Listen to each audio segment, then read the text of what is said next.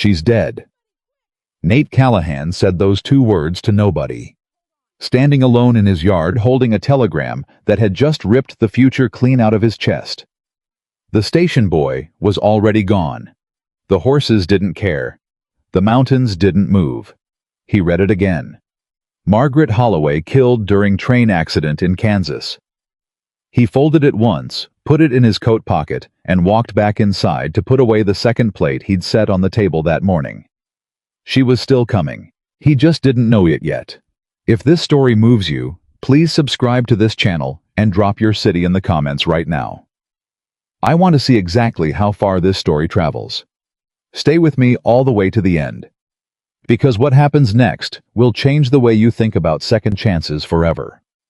Nathaniel Callahan had set that table for two at 4:30 in the morning. He'd been up since 4, same as always. Boots on the floor, fire in the stove, coffee on. But this particular morning, he'd done something he hadn't done in 7 years.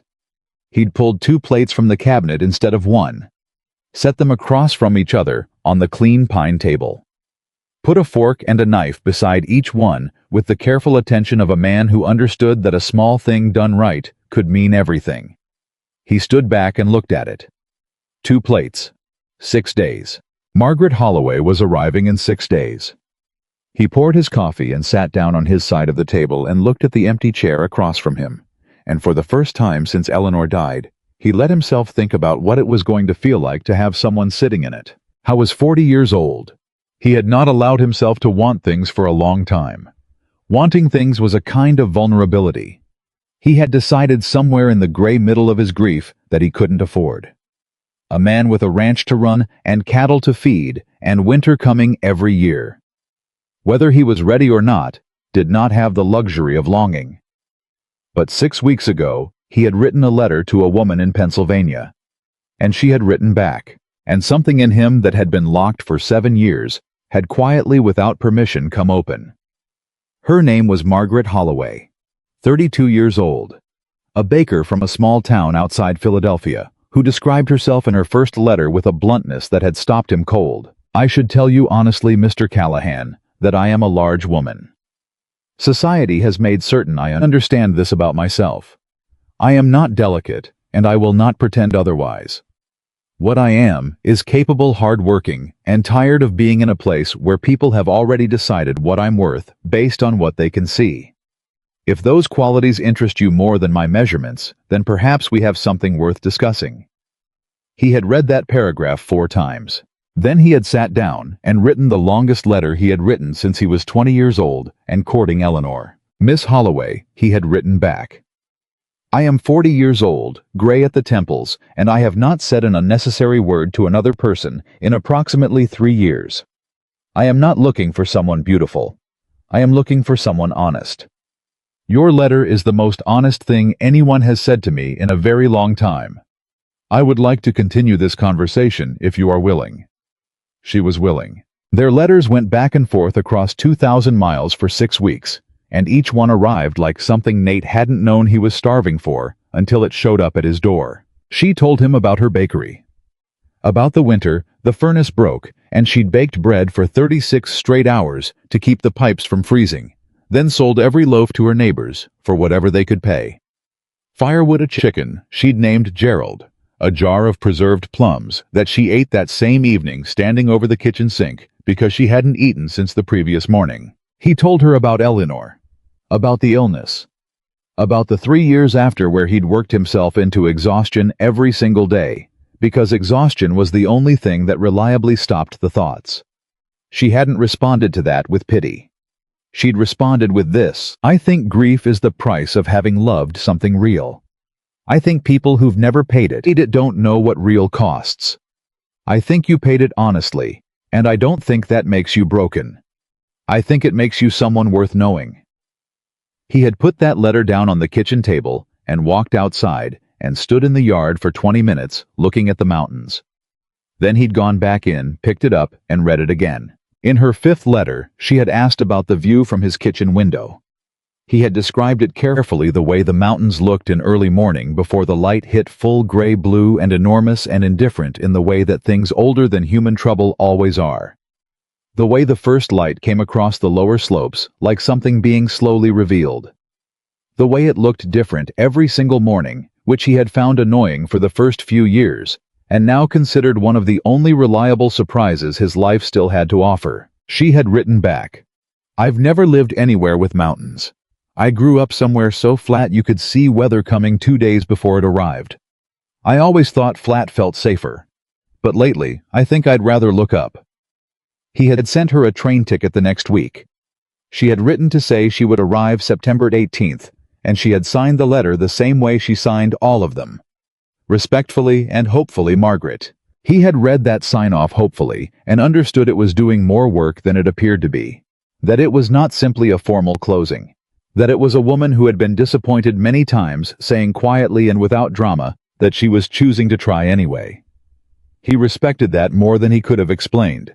So he had cleaned the house. He had repaired the guest room, replaced a warped floorboard, rehung a window that had been swollen shut since spring, put clean curtains up because the old ones had been Eleanor's, and he thought it was important that the room feel like it belonged to whoever was coming into it next. He had planted something near the porch. He was not a man who planted flowers. He was a man who planted things that grew food or fed cattle. But he had found a packet of seeds in the back of the supply drawer and put them in the ground near the front steps, because the letter about hoping had done something to him that he hadn't fully accounted for. He had bought a new dining table. That was the thing Tom Heller wouldn't let go of for the next 3 months, because Tom Heller was at the store when Nate walked in and purchased a dining table without preamble or explanation, and Tom had the good sense not to say anything about it at the time, but clearly stored it away for future use. The new table seated 4. Nate had set 2 plates on it this morning. He finished his coffee, rinsed the cup, went out to feed the cattle. 6 days. He could survive 6 more days of anything. He had survived considerably worse. The station boy came at 10 o'clock.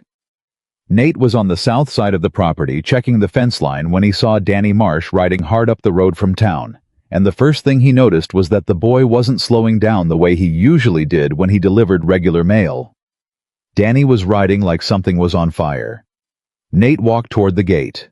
Danny pulled up hard, and the horse threw its head, and the boy reached into his saddlebag and pulled out a telegram envelope and held it out without getting down. That was when Nate knew. Danny always got down. "Mr. Callahan," the boy said. His voice had the careful flatness of someone who had been told what was in the message and was working hard to behave normally. Nate took the telegram. "Thank you, Danny," he said. "Yes, sir." Nate opened it, read it. The words were very short. "Margaret Holloway killed during train accident in Kansas. Deeply regret your loss." He read it again. Then he looked up at the mountains. The same mountains he had described to her in his 4th letter. The same mountains she had said she wanted to see. The same mountains that had been sitting there for 10,000 years, entirely indifferent to what happened beneath them, and were currently sitting there still. "Mr. Callahan," Danny said from somewhere that felt like it was getting farther away. "Sir." "I'm fine," Nate said. "You don't look—" "Go on back to town, Danny." The boy hesitated. "Go on," Nate said again, and his voice was completely level, because Nate Callahan's voice was always completely level, and apparently this was going to remain true even now. Danny went. Nate stood in the field alone. He looked at the telegram one more time, folded it once, put it in his coat pocket, walked back to the barn, picked up a fence post, went to the south pasture, and worked until his arms gave out. That was the first day.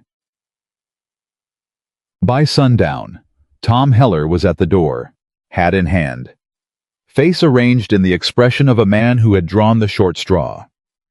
"Heard about your news," Tom said. "Word travels fast," Nate said. "This is Willow Creek." Tom paused. "I'm sorry, Nate. Real sorry." "Thank you." "She was your intended—" "We'd exchanged letters," Nate said. 6 weeks of them. Tom looked at him with the careful attention of a man who had known Nate Callahan for 20 years and understood that what was visible on the surface of this man and what was actually happening inside him were rarely the same thing. "You need anything?" "No." You sure? Tom, Nate said quietly. I appreciate you coming. I mean that. But I'm going to ask you to let me be tonight. Tom nodded slowly, put his hat back on. I'll be by tomorrow, he said. You don't have to. I know I don't have to, Tom said, and left. Clara Whitmore came next with a peach pie and the particular expression of sympathy that Nate associated with funerals. The one that was genuine, but also a little relieved the way people feel when the disaster has happened to someone else, and they get to be the ones bringing food about it. I made this for you, she said, holding out the pie. That's kind of you, Clara. She was your mail-order bride. Something in Nate stiffened at the phrase, but he kept his face neutral. Her name was Margaret Holloway, he said. She was a baker from Pennsylvania. Well? Clara tilted her head. I suppose you can't really know a person from letters anyway. You might not have suited each other at all. Nate looked at her for a long moment. No, he said quietly. I reckon you can't know. He took the pie, closed the door, set the pie on the counter, and didn't touch it. The Reverend came at 8 o'clock and said kind things about God's plan, and Nate listened to every word and thanked him. And after the Reverend left, he sat down in his front room and took the letters out of the box he kept under the bed and read them until midnight. Not all of them, just the ones he remembered best. The one about Gerald the chicken. The one about grief being the price of having loved something real. The last one with hopefully in the sign-off. He set that one on the table beside his chair and looked at it for a while. Then he went to bed. He did not sleep. That was how the 6 days went. He worked from before dawn until after dark, and the work kept his hands busy, which kept the worst of it from landing all at once. He repaired the stiff barn hinge he'd been ignoring since July. He reinforced 3 sections of the north fence. He cleaned out the storage room that had been a disaster since spring. He did every deferred task on the property with the focused intensity of a man who understood that stopping meant thinking, and thinking was not available to him right now. People kept coming by. Tom came 3 more times and stopped offering to help and just sat on the porch and drank coffee without saying much, which was the most useful thing anyone did. Clara came twice more with food Nate barely touched. A few of the other ranchers stopped in. Each one said some version of, I'm sorry for your loss, and each one Nate thanked, and after they left, he went back to whatever he'd been fixing. On the 3rd night, he sat down to read the letters again, and Tom Heller appeared at the window, having apparently ridden out specifically to check whether Nate was still functioning. You eating? Tom said through the glass. Clara keeps bringing food, Nate said. That ain't what I asked. I'm eating, Nate said. Tom looked at the untouched pie on the counter, looked back at Nate, decided not to pursue it. You sure you're all right, Tom? Nate looked up from the letters. What would you like me to say? I don't know, Tom admitted. You seemed real hopeful there for a while, before the telegram. I ain't seen you like that in years. Nate was quiet for a moment. She wrote good letters, he said finally. Yeah. He looked down at the one in his hand. She wrote the best letters I ever read. Tom didn't say anything after that. He just refilled his coffee and sat there, and Nate let him, because on the 4th night of not sleeping, it was better to have someone in the room, even if neither of you was saying anything. On the 5th day, Nate walked into the guest room he had repaired, stood in the doorway, looked at the clean curtains, the fixed floor, the window that opened properly now for the first time in years. He stood there for a long time. Then he closed the door. September 18th arrived whether he wanted it to or not.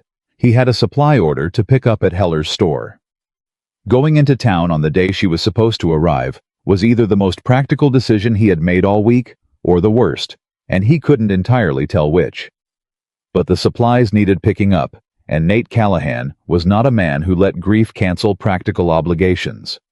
He loaded the wagon and drove into town. The train came through at 10:30, same as always.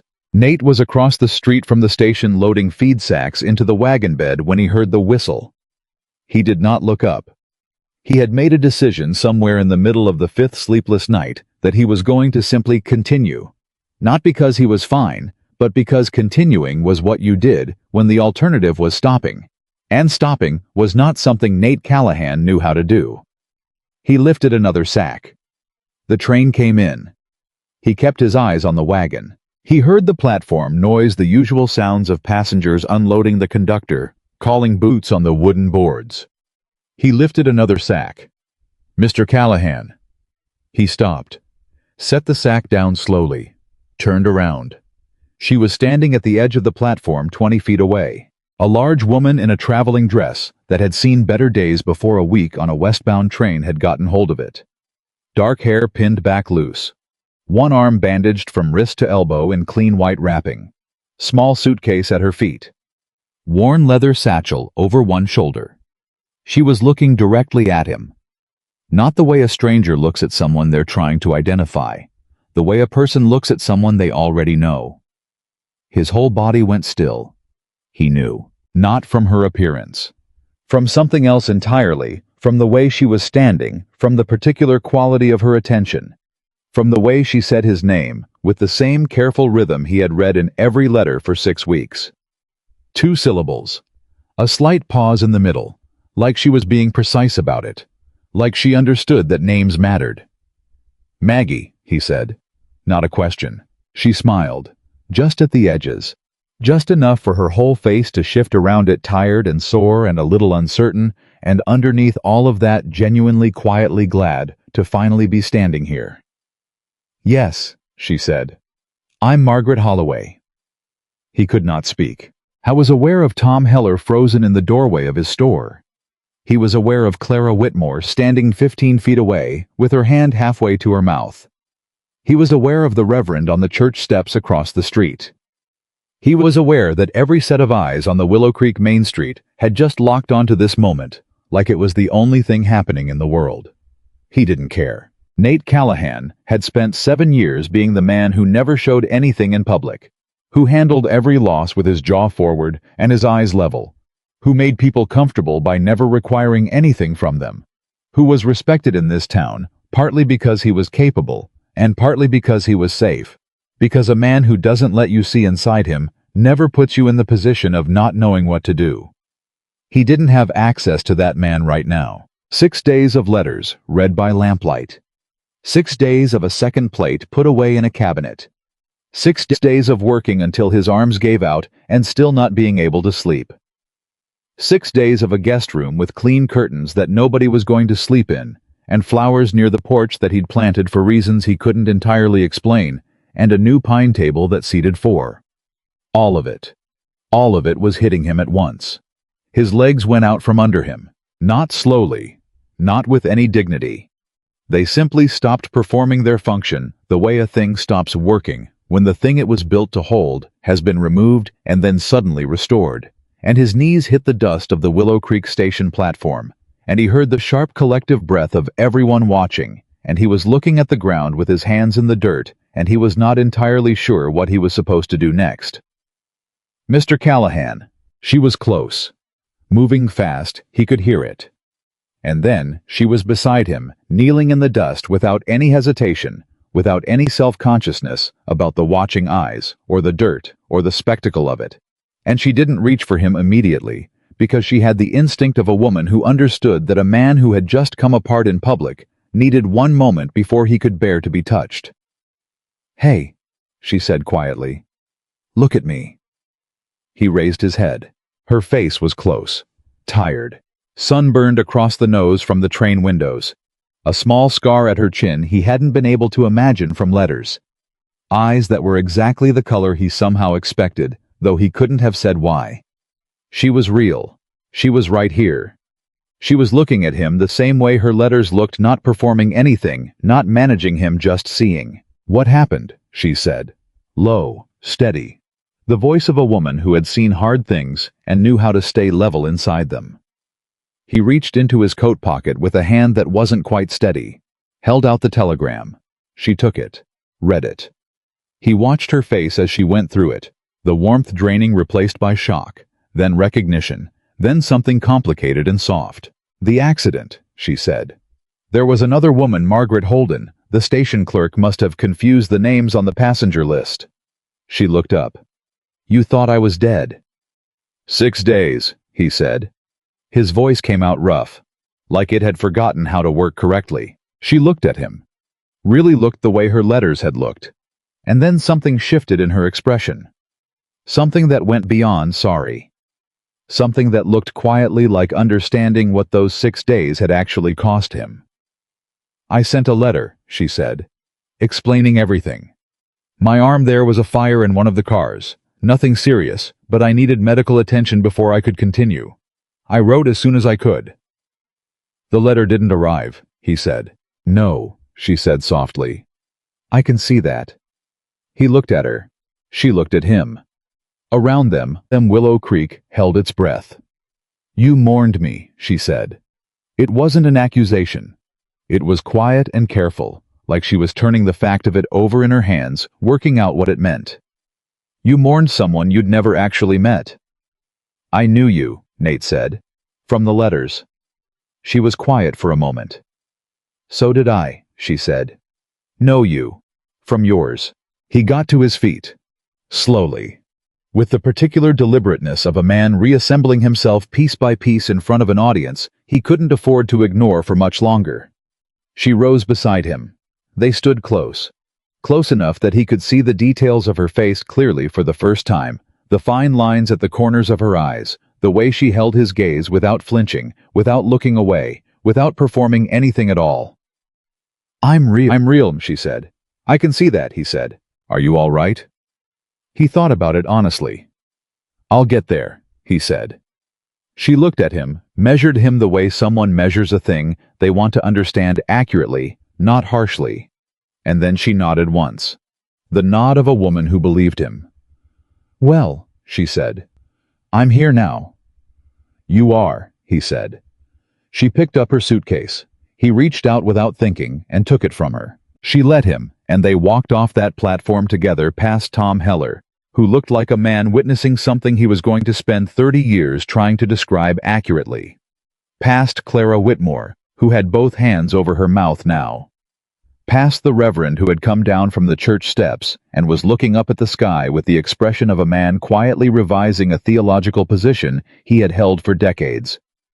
Nobody said a word. Nate and Maggie walked through the middle of Willow Creek in the September morning, and she matched his stride without difficulty, her suitcase in his hand and her satchel on her shoulder, and the recipe notebook tucked under her arm, and she looked around at the town with the particular attention of someone who has read about a place and is now calibrating what they imagined against what's actually there. "It's smaller than I pictured," she said. "Most things are," he said. She glanced at him. "That true for the mountains too?" "No," he said. "Mountains are always bigger." They reached the wagon. He set her suitcase in the back with care. Came around and offered his hand for the step up to the seat, and she took it. Her bandaged hand in his. Just the brief transfer of weight that help requires nothing more than that. But it was the first time they had touched, and they both knew it, and neither of them said anything about it. She settled onto the seat. He climbed up the other side, picked up the reins. "Ready," he said. She looked at the road ahead, north out of town, toward the mountains, toward the ranch, toward the kitchen window. She already knew, and the mountain view she'd said she wanted to see, and the life they had built in letters, and were now going to have to build in reality, which was harder and better, and more complicated, and more worth it than letters always, if you were brave enough for it. "Yes," she said. He clicked to the horses. They moved. Behind them, Tom Heller let out a long, slow breath in the doorway of his store. "Well," Tom said to no one in particular. "I'll be damned." Clara Whitmore lowered her hands from her mouth. "The dead bride," she said quietly. "She walked right off that train." "She did," Tom said. They watched the wagon roll north out of town, two people sitting side by side on a bench seat, with 6 weeks of letters between them and everything else still ahead. The mountains waited.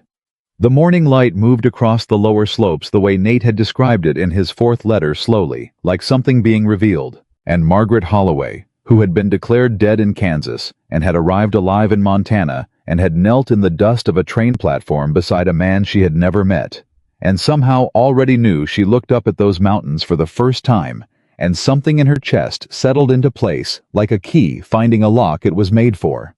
She had written that she'd rather look up. Now she was. And the view was exactly as good as the letters had promised. The wagon rolled 6 miles of silence before Maggie spoke. Not uncomfortable silence. The kind that happens between two people who have already said enough true things to each other that they don't need to fill the air with noise just to prove they're getting along. Nate kept his eyes on the road. Maggie kept hers on the mountains.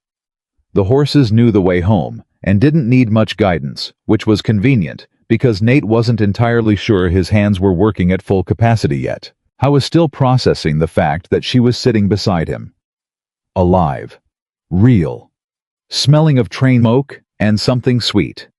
He couldn't identify cinnamon maybe, or something close to it, with her bandaged arm resting in her lap and her recipe notebook tucked between her hip and the side rail of the wagon seat, and her eyes moving over the landscape with the careful attention of someone who has been reading about a place for weeks and is now taking inventory of what the words got right. "You described the grass wrong," she said. He glanced at her. "How's that? You said it was gold this time of year?" She looked out at the rolling fields on either side of the road. "It's more brown than gold. Gold is too pretty a word for it."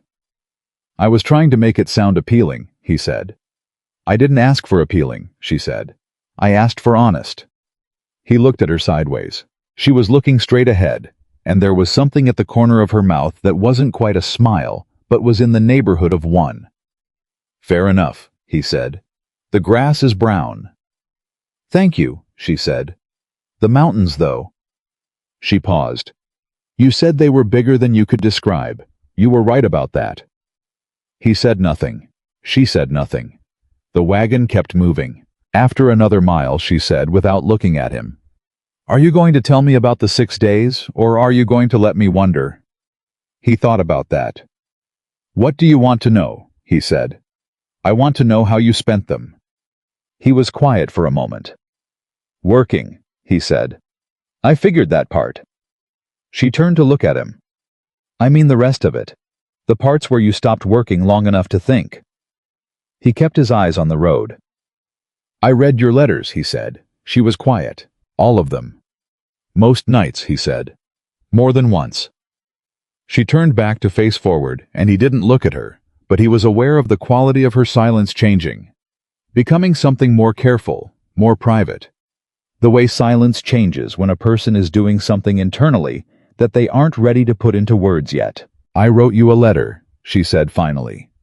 "From the town in Kansas where they took me after the accident. I explained everything, the mix-up with the names, the delay that I was coming. I put it on the first eastbound courier I could find." "It didn't come," he said. "I know." She paused. "I'm sorry." "It wasn't your fault," he said. Then after a moment, "None of it was."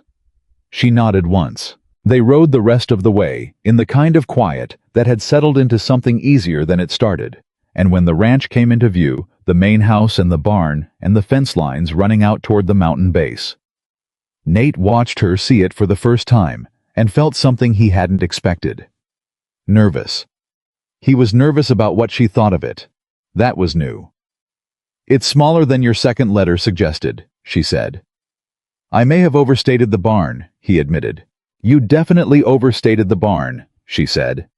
But she was looking at the house with that same careful inventory expression, and what he read in her face was not disappointment. It was something closer to recognition.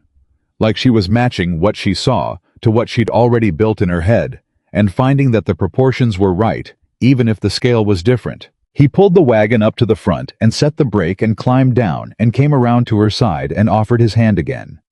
She took it and stepped down, and this time she didn't immediately let go. She stood on the ground and held his hand for just a second longer than the step required, looking up at the house. "Those are new curtains," she said. He looked at the front windows. "Yes," he said. "And those?" She nodded toward the small cluster of plants near the porch steps. "Those are new too." "Seeds I found in the back of a drawer," he said. "I don't know what they'll come up as." She looked at him. He looked at her. "You planted things," she said quietly. For me. I fixed the guest room too, he said. The floor was warped. She held his gaze for a moment, with an expression he still couldn't fully name, something layered, something that was doing more than one thing at once. And then she nodded the same single deliberate nod she'd given him on the platform. The one that meant she believed him. Show me the kitchen, she said. He did. She walked in and went directly to the window above the sink, the one he'd described in his fourth letter, and looked out at the mountain view, and didn't say anything for a long moment. He stood behind her and let her have it. There it is, she said softly. There it is, he agreed. She turned around and looked at the kitchen, the way she'd looked at everything else, the stove, the counter space, the cabinet arrangement, the height of the ceiling, the angle of the morning light still coming through the side window. Assessing. Practical. The look of a woman who was calculating what she could do with a space, not lamenting what it lacked. The oven's older than I'd like, she said. It works, he said. I can see that. She opened the door and looked inside. I can work with it. She straightened up. Do you have a coffee pot that isn't from the previous century? The pot works fine, he said. That's not what I asked. He almost smiled. There's one at Heller's store, he said. I can get it next week. Next week is fine, she said. I'm not going anywhere. She said it simply without drama, and he felt it land in his chest like something solid. She was not going anywhere. He showed her the rest of the house. The guest room where she set her suitcase on the newly repaired floor and ran her hand along the windowsill and said nothing but looked satisfied. The front room, the narrow hallway, the back door that opened toward the barn. She asked questions the whole time. How old was the roof? Where did the water come from? How many ranch hands did he employ? What were the names of the horses? How far to the nearest town with a proper supply store? Practical questions. The questions of a woman who was building a map of the life she was going to have to operate within. He answered every one. By the time they came back to the kitchen, the light had shifted to midday, and Nate realized he hadn't eaten since before dawn. Sit down, Maggie said. You just got off a train, he said. You don't need to. Sit down, Mr. Callahan, she said, with a patience that had a small amount of firmness underneath it. The kind of tone that didn't raise itself, but was very clear about which direction things were going. He sat down. She found the pantry, took stock of what was in it, with a speed that suggested she could assess a kitchen's resources in under a minute, and started making something. He watched her move, efficient, unhurried, entirely at home, in a space she'd never stood in before, and thought that this was either the most natural thing he had ever seen, or the strangest, and he wasn't sure the two were mutually exclusive. You kept the pie, she said without turning around. The one from Clara Whitmore. She brought it the night of the telegram, he said. I didn't eat it. I can see that. A pause. Did you eat much the last 6 days? Some, he said. She turned and looked at him. Tom Heller's wife sent bread, he said, which was true. I ate the bread. She held his gaze for a moment with an expression that was not exactly scolding and not exactly sympathetic, but somewhere between the two, the look of a woman who was filing this information away for future reference. You're going to eat properly now, she said. Is that right? He said. That's right, she said, and turned back to the stove. He ate 3 times what he normally would have for a midday meal, and every bite of it was good, genuinely, plainly, unfussily good. The way food cooked by someone who understood it is always good, and when he pushed back from the table, she was watching him with an expression of quiet satisfaction. You can cook, he said. I told you I could, she said. You said you were a baker, he said. That's not the same thing. In Pennsylvania, she said, it is. He looked at her across the table. She looked back. You're exactly like your letters, he said. She tilted her head slightly. Is that good or bad? Good, he said. It's very good. Something moved across her face at that brief and unguarded there and gone before she could manage it, and she looked down at her coffee cup, and when she looked up again, her expression was settled. So are you, she said quietly. The afternoon moved the way first afternoons in a new place, move full of small adjustments and discoveries of finding out which drawer sticks and which floorboard creaks and where the light falls. at 4 o'clock when the sun has shifted west. Maggie unpacked her suitcase with the methodical efficiency of a woman who had done a great deal with very little for most of her life. She asked where things went, and then put them there without ceremony. Nate stayed near. Not hovering, he was not a man who hovered, but present. Available. He found himself checking with a regularity he only noticed after the third or fourth time that she was still there. In the kitchen, in the guest room, at the window, still there. He was aware this was not entirely rational. I was also aware that rationality had taken several significant hits in the past 6 days and was still recovering. At one point, she came into the front room to find him looking at the telegram which he'd taken out of his coat pocket and set on the side table without being entirely conscious of doing so. "You should burn that," she said. "Probably," he said. "Not probably," she said. She picked it up, walked to the stove, opened the grate, and put it in. He watched it go. "I kept the letters," he said. "Your letters. They're in a box under my bed." She closed the grate. "Keep those," she said. He nodded. She went back to the kitchen.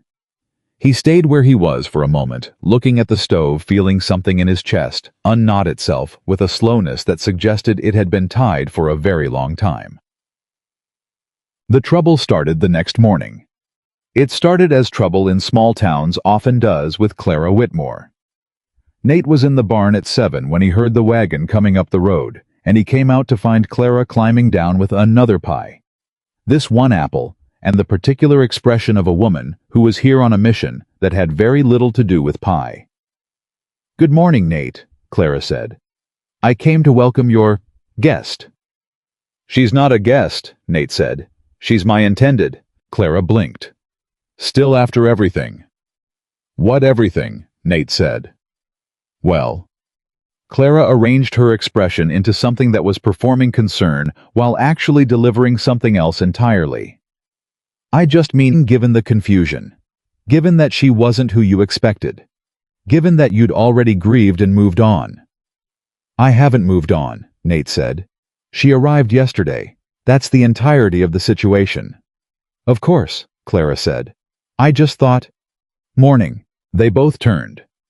Maggie was standing in the doorway of the house wearing a practical dress and an apron she had apparently found somewhere, her hair already up and working a dish towel over one shoulder. She was looking at Clara with an expression of complete pleasantness that had something underneath it, like bedrock.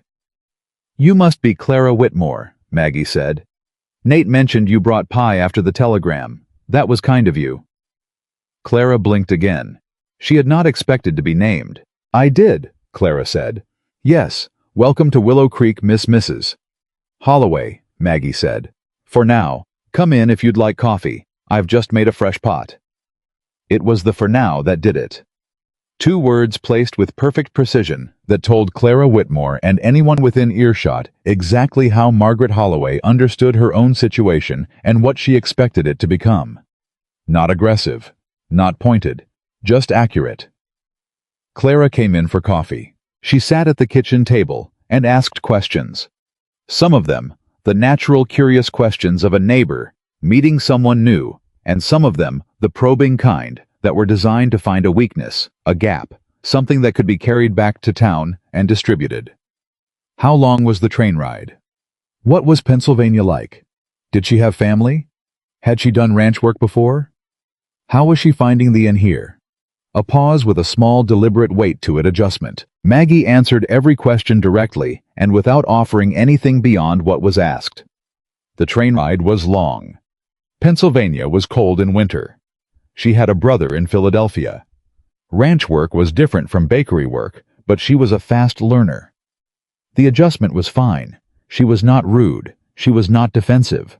She was simply a woman who had spent 32 years learning how to give people who were looking for cracks the exact amount of surface they'd asked for, and nothing more. Clara finished her coffee, looked at Maggie with the expression of someone who had fished for an hour and come up empty. "Well," Clara said, "I'm sure you'll find your footing." "I'm sure I will," Maggie said pleasantly. Clara left. Nate came in from the barn in time to see the wagon heading back toward town. "How was that?" he said. Instructive, Maggie said. She means well, he said. She means something, Maggie said. I'm not certain it's well. She poured him coffee. How many people in this town are going to come by to decide whether I'm acceptable? Nate sat down. Willow Creek has 300 people, he said. I'd estimate at least half of them will find a reason to be in the vicinity in the next 2 weeks. She set the cup in front of him. And what do they expect to find? She said. He looked at her steadily. Someone who doesn't belong here, he said. That's what some of them expect. She looked back at him with equal steadiness. And what do you expect? She said. I expect, he said carefully, that they're going to be wrong. She held his gaze for a moment. Then she picked up her own coffee. Good, she said. The second test came 4 days later, and it came from a direction Nate hadn't anticipated. Howe was in town picking up hardware supplies when he ran into Douglas Hayne, the largest landowner in the county, a man of 60 who had built his operation through a combination of genuine hard work and the kind of ruthlessness that gets politely ignored once a man is successful enough. Hayne had been trying to purchase the northern section of Nate's land for 2 years. Nate had declined twice. Hayne had never entirely forgiven him for it. Callahan, Hayne said, stopping in front of the hardware store. He was a tall man, silver-haired, with the kind of face that had learned to look benevolent as a professional strategy. I heard about your situation. Most people have, Nate said. The woman who arrived, Han said. Your mail order arrangement. Nate kept his expression neutral. Her name is Margaret Holloway. Yes. Hayne nodded slowly. Quite a story. The telegram, the mix-up. He paused. She must be quite a woman to go through all that and still show up. She is, Nate said. Big woman, Hayne said. I heard. The word big landed with the particular precision of a word that was chosen carefully to land in a specific way. Not loudly. Not obviously. Just exactly hard enough in exactly the right place. Nate looked at Douglas Hayne for a long moment. She is a strong woman, Nate said. Strong enough to run a bakery through 2 floods and a fire, strong enough to board a westbound train alone and travel 2,000 miles. Strong enough to survive an accident that killed another passenger and still arrive on the day she said she would. Hayne raised his hand slightly. I meant no offense. I know what you meant, Nate said. And I'm telling you plainly, whatever you meant, I'd keep it between you and yourself from now on. Hayne's expression shifted almost imperceptibly. The benevolence thinned at the edges. You're a proud man, Callahan, he said. When the occasion calls for it, Nate said, and picked up his supplies and walked back to his wagon. He told Maggie about it that evening. He hadn't planned to. But they had fallen into a habit over 4 days of sitting together after supper, her with tea, him with coffee, the evening coming in through the kitchen window and talking. Not about anything dramatic. About the day. About small things. The way people talk when they are slowly becoming accustomed to each other's company and finding it more comfortable than either of them had expected. He told her about Hayne. She listened without interrupting. When he finished, she was quiet for a moment, and then she said, What did he look like when you said it? Like a man who doesn't hear no very often, Nate said. Is he going to be a problem? He's been a problem for 2 years, Nate said. He wants the north section of my land. He'll use any pressure point he can find. She looked at him steadily. Am I a pressure point? She said. He met her eyes. Not if I have anything to say about it, he said. She was quiet. Nate, she said. It was the first time she'd used his first name, and they both noticed it, and neither of them mentioned it. I need you to understand something. All right, he said. I didn't come 2,000 miles to be protected, she said. I came to be a partner. There's a difference. He looked at her for a moment. I know that, he said. I'm not sure you do yet, she said, not unkindly. But you will. He thought about that. Fair enough, he said. She nodded, drank her tea. Tell me about the north section, she said. He raised his eyebrows slightly. The land Hayne wants, she said. Tell me about it. What's on it? Good water, he said. Spring-fed. Best grazing land on the property. If he gets it, he controls the water access for 3 other ranches, not just mine. And the other ranches, she said. Do they know that? He paused. I haven't discussed it with them, he said. Why not? Because it's not their problem yet, he said. But if Hayne keeps pressing, she said, it will be. He looked at her. She looked back. You think like a business owner, he said. I am a business owner, she said. Was one. Will be again if your oven holds together long enough. She set down her tea. You've been handling Hayne alone for 2 years. That's why he's still pressing. A man like that doesn't stop pushing until the wall he's pushing against gets wider than he thought it was. Nate was quiet for a long moment. You've known this man for 4 days, he said. I've known men like this man for 32 years, she said. They're the same in Pennsylvania as they are in Montana. The hat's different. The method isn't. He sat back. He was looking at her with an expression she hadn't seen from him yet. Not the grief, not the relief, not the careful distance of a man who wasn't sure yet how close to let someone, but something else. Something that looked quietly like respect. What would you do? He said. Talk to the other ranches, she said immediately. This week. Before Hayne does. Show them the water map if you have one. If you don't, make one. And then you're not one man saying no to a powerful neighbor. You're 4. He didn't say anything right away. He was looking at the window, thinking. I have a water map, he said finally. From the original land survey. Good, she said. Tom Heller would listen, he said slowly.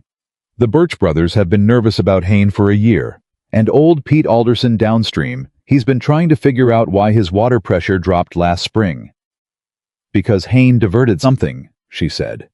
That's what I suspected, he said. Then you already have what you need, she said. You just haven't put it together yet. He looked at her. You've been here 4 days, he said again. And, she said. And you've already figured out more about my land problem than I have in 2 years, he said. She picked up her tea. You were working the problem alone, she said simply. Alone is slower. He was quiet. She finished her tea. I'm going to bed, she said. My arm still hurts at night, and I sleep better early. Maggie, he said. She stopped. He was looking at her with that expression again, the one that had something in it he was still learning to identify. Thank you, he said. For that, for all of it. She stood in the kitchen doorway for a moment. That's what a partner's for, she said. And she went to bed. He sat at the table alone for another hour. Then he went and found the water survey map in the back of the filing drawer where it had been sitting since 1879. He spread it on the table, looked at it for a long time. Then he started writing letters. Not the romantic kind this time, the practical kind. To Tom Heller. To the Birch brothers. To Pete Alderson downstream. One man saying no to Douglas Hayne had not worked. He was about to find out if 4 men worked better. He folded the last letter and set it on the table with the others and looked at the kitchen doorway where Maggie had been standing and thought about the word partner and what it actually meant when it was carried out in practice rather than just offered in theory. He had spent 7 years doing everything alone. He had gotten very efficient at it. He was starting to understand that efficient and good were not the same thing. He went to bed. He slept. For the first time in 6 days, he slept all the way through until morning, and when he woke up the coffee was already made, and Maggie was at the kitchen window looking at the mountains, and she didn't say anything, and he didn't say anything, and the morning came in through that window, the way he had described it in his 4th letter, slowly, like something being revealed. And they stood there together in the kitchen while it happened, and it was in the plainest and most uncomplicated way exactly right. Then she handed him a cup and said, "Ride to Tom Heller's today. Take the map." And he did. Tom Heller looked at the water map for a long time without saying anything. That was how Nate knew he understood it. Tom was a man who talked constantly when something didn't matter and went completely silent when it did. He had the map spread across the counter of his store, one hand holding down the corner that kept trying to curl up, and he was tracing the spring line with one finger, the way a man traces something he wishes he'd seen earlier. "This is Haynes' fence line," Tom said finally. "Right here." Yes, Nate said. And this is where Pete Alderson's water pressure dropped last spring. Yes. Tom looked up. Nate, he already moved on it. He's already started. That's what I think, Nate said. Tom straightened up. He had the expression of a man who had just opened a drawer and found something he didn't want to find. How long have you had this map? Tom said. Since '79, Nate said. And you're showing it to me now, Tom said. Not accusing, just stating the timeline with the particular precision of a man who was working out what it meant. I had help seeing it clearly, Nate said. Tom looked at him. You're intended, Tom said. She used to run a business, Nate said. She knows how men like Hayne operate. Tom was quiet for a moment. Then he said, She's been here 5 days. 4 when she pointed it out, Nate said. Tom looked back at the map, let out a long, slow breath through his nose. All right, he said. What do you need from me? I need you to come with me to the Birch Brothers and Pete Alderson, Nate said. I need 4 names on a letter to the county land office before Hayne files anything that makes this harder to undo. You think he's planning to file? I think he's been planning to file for a year and he's waiting for the right moment, Nate said. I think the right moment is before any of us compare maps. Tom rolled the survey up slowly. When do we go? He said. Today, Nate said. If you can. Tom untied his store apron and dropped it on the counter. Let me get my hat, he said. They were at Pete Alderson's property by noon, the Birch Brothers by 2, and back in town, with 4 signatures on a letter to the county land office, by 4:30 in the afternoon. It was the fastest Nate had seen men move on a land matter in 20 years of Montana ranching, which told him one thing clearly: they had all suspected something was wrong. They just hadn't had a map to show them where. He rode a home in the last of the afternoon light and found Maggie in the kitchen with flour on her hands and the good smell of something in the oven. And when he came through the door, she looked up and read his face before he said a word. It worked, she said. 4 signatures, he said. Letter goes to the county office tomorrow morning. She nodded, went back to what she was doing. Tom Heller said to tell you he's sorry he stared at the station, she said. Nate stopped. He said that to you. He came by this afternoon while you were at the Birch Brothers, she said. He had the decency to be embarrassed about it. She glanced at him. He's a good man. He is, Nate said. He told me about Eleanor, she said.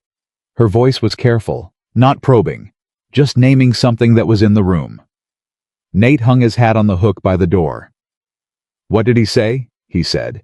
He said she was a good woman, and she died too young, and that watching you go through it was one of the hardest things he'd seen a friend go through. She paused. He said he'd never seen you look hopeful until the letters started coming. And then the telegram came, and he said it was like watching a light go out. Nate was quiet. And then, Maggie said, he said watching you on that platform was the best thing he'd seen in 20 years of knowing you. She said it simply, without embellishment.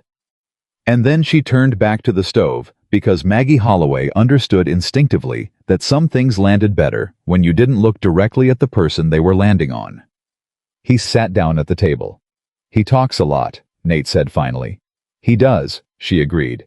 But he says true things. He looked at her back, the set of her shoulders, the efficient movement of her hands, and thought about what it meant that this woman had been in his kitchen for 5 days and already knew the shape of his life more accurately than people who had known him for 20 years. Maggie, he said. She said without turning around. I'm glad you didn't die in Kansas, he said. She was still for 1 second. Then she said, I'm glad about that too. And there was something in her voice that was warm and a little rough at the edges, like she was being careful with it. Supper in 20 minutes, she said. He nodded and went to wash up. The letter reached the county land office on a Thursday. Douglas Hayne heard about it by Friday afternoon. Nate knew this because Hahn showed up at the ranch on Saturday morning before 8 o'clock, which was not a casual visit. That was a man who had been planning what he wanted to say since the moment he heard and had spent a day deciding on his approach. Nate was at the barn when Hayne rode up. He waited. Hayne dismounted with the deliberate ease of a man who wanted to appear unhurried. Callahan, he said. Hayne, Nate said. I heard you filed with the county land office, Hayne said. 4 of us filed, Nate said. A formal inquiry into the water diversion on the spring tributary, with a survey map from 1879 and a statement from Pete Alderson about his pressure drop. Hayne's jaw tightened once. It was the only thing that moved in his face. That map is 30 years old, Hayne said. Water doesn't move on its own, Nate said. You're making accusations without evidence, Hayne said. I'm filing an inquiry, Nate said. That's what the county office is for. They looked at each other for a long moment. You've been busy, Hayne said. I have, Nate said. Is this your woman's doing? Han said. The word your had a particular weight to it, not a compliment. It's my doing, Nate said. She helped me see what I should have seen 2 years ago. The seeing's mine. Hayne looked past him toward the house. She's been here less than a week, Hayne said. A week was enough, Nate said. Hayne brought his eyes back to Nate. I've been building this county for 30 years, he said. I know every judge in the district, every clerk at the land office, every man on the county board. You think 4 signatures on a letter changes that? I think, Nate said quietly, that 4 ranchers with a water survey, and I think if Pete Alderson stands in front of a county board and explains what happened to his spring water, the people on that board are going to have a decision to make about what kind of county this is. Hayne looked at him for a long moment. You're making an enemy, Hayne said.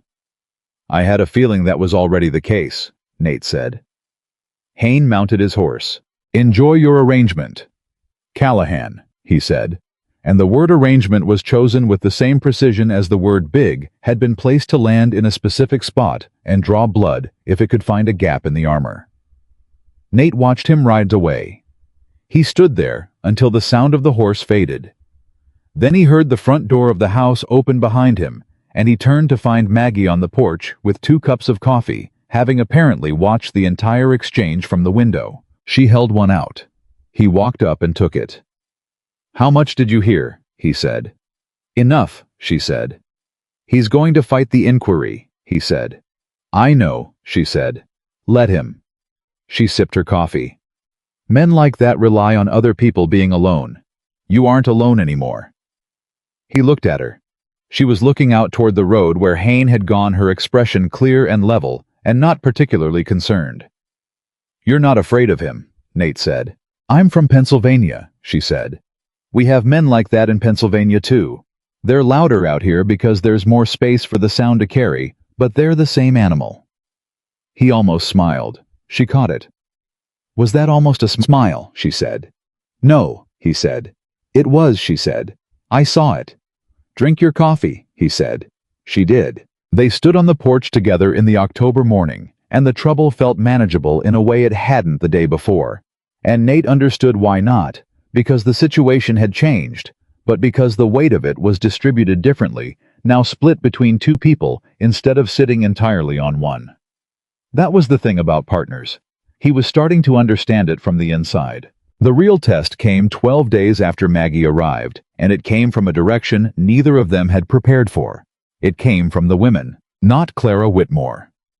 This time, Clara had made her assessment and filed it away, and seemed to have decided that the most useful thing she could do was observe from a safe distance. This came from the church ladies. 5 of them organized by a woman named Ruth Barker, who was the wife of the town doctor and considered herself the social arbiter of Willow Creek, with a conviction that had never been seriously challenged. They arrived on a Wednesday afternoon under the stated purpose of welcoming Maggie to town. Nate was not home. He had ridden out to the north section to meet Tom Heller and look at the fence line near the spring in question, and he had told Maggie he'd be back by 4. It was 2 o'clock when the Barker wagon came up the road with 5 women in their good visiting dresses and expressions of organized benevolence. Maggie saw them from the kitchen window. She set down her rolling pin, wiped her hands, put the kettle on, and went to open the door before they had a chance to knock. Ruth Barker was a small woman, which people sometimes confused with being a simple one, which was a mistake. She had sharp blue eyes, and the kind of posture that comes from decades of believing your spine represents your values. And she looked at Maggie with a measuring quality that she didn't bother to disguise. "Miss Holloway," Ruth said, "we've come to welcome you." "Mrs. Barker," Maggie said, "please come in. I've just put the kettle on." She showed them into the front room, got the good cups down from the shelf, not the everyday ones, the ones Nate kept at the back of the cabinet that had a small painted flower on the rim and had clearly belonged to Eleanor, because Maggie had decided that this visit required the best in the house, not because she was intimidated, but because she was not going to give anyone the satisfaction of finding her unprepared. They sat. Ruth looked at the cups, said nothing about them, but noted them. "We heard about your arrival," Ruth said. "Quite a story." "It was eventful," Maggie said. "The telegram," Ruth said. "The accident, the mix-up with the names." She paused. Most women would have been too shaken to continue. "I'd already come 2,000 miles, Maggie said pleasantly. Stopping at Kansas seemed wasteful. A small sound from one of the other women, something between a laugh and a cough, quickly suppressed. Ruth's expression shifted almost imperceptibly. "You're a baker," Ruth said. "I was," Maggie said. "I'll be again if the oven cooperates." "There's no bakery in Willow Creek," Ruth said. "I know," Maggie said. "That seems like something that could change." Ruth looked at her steadily. "You've been here less than 2 weeks," she said. "Yes," Maggie said. "Long enough to notice the bread at the general store is 2 days old when it arrives, and the nearest fresh-baked goods are 14 miles east." She poured the tea with the same unhurried efficiency she did everything. "People here deserve fresh bread." There was a silence in the room that was doing several things at once. "Nathaniel's ranch is quite far from town," Ruth said. "For a bakery." "I'm aware of the geography," Maggie said. "His first wife found the distance difficult," Ruth said. The room went very still. It was a calculated thing to say. Not cruel enough to be objected to, but precisely placed a reminder that someone had been here before, that the land had already taken something from a woman, that this distance and this life had costs that the new arrival might not have fully priced. Maggie set the kettle down, looked at Ruth Barker with an expression that was completely calm and completely clear. "Eleanor Callahan," Maggie said quietly, "was a good woman who died of illness, not of distance. Nate told me about her. He keeps her memory with respect and without pretending it doesn't exist, which tells me something important about the kind of man he is." She sat down. "I'm not here to replace her. I'm here to build something that belongs to us. Those are different things, and I'd appreciate it if the people in this town understood the difference." Ruth Barker looked at her for a long moment. The other women were very still. "You speak plainly," Ruth said finally. "I was raised to," Maggie said. "I've found it saves time." Another silence. And then something happened that Maggie hadn't entirely anticipated. Ruth Barker's posture changed not much, just enough the way a door changes when it moves back from its frame by half an inch. Not open, but no longer fully closed. "My husband says Nathaniel hasn't looked well in years," Ruth said. Not a test this time, something closer to an admission. "He says he's looked better this week than he has since Eleanor died." Maggie was quiet. "He sleeps," she said simply. "He wasn't sleeping." Ruth picked up her tea. "Can you make bread?" Ruth said. "Not just pastry, real bread, the kind that keeps." "Yes," Maggie said. "My husband's patients," Ruth said slowly. "Some of the older ones, the ones who live alone, they don't eat properly. Nobody to cook for them." She looked at her cup. "Fresh bread, something decent. It would—" She stopped. "It would help," Maggie finished. "Yes," Ruth said. Maggie looked at her. For the first time since they'd sat down, both women were speaking the same language. "Tell me who they are," Maggie said. "I'll start next week." Something moved across Ruth Barker's face. Surprise, and then something warmer, and then the particular expression of a woman who had come somewhere prepared for a fight and found something she hadn't expected. "I'll make a list," Ruth said. By the time Nate came home at 4:15, the Barker wagon was still there.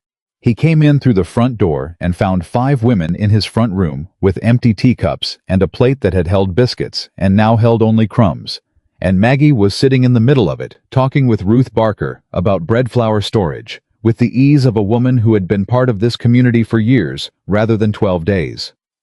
Ruth Barker stood up when Nate came in.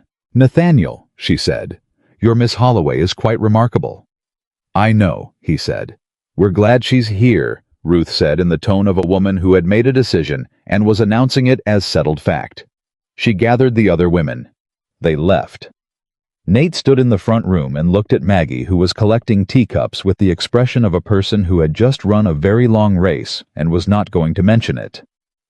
"What happened here?" he said. "We had tea," she said. "Maggie." She looked up.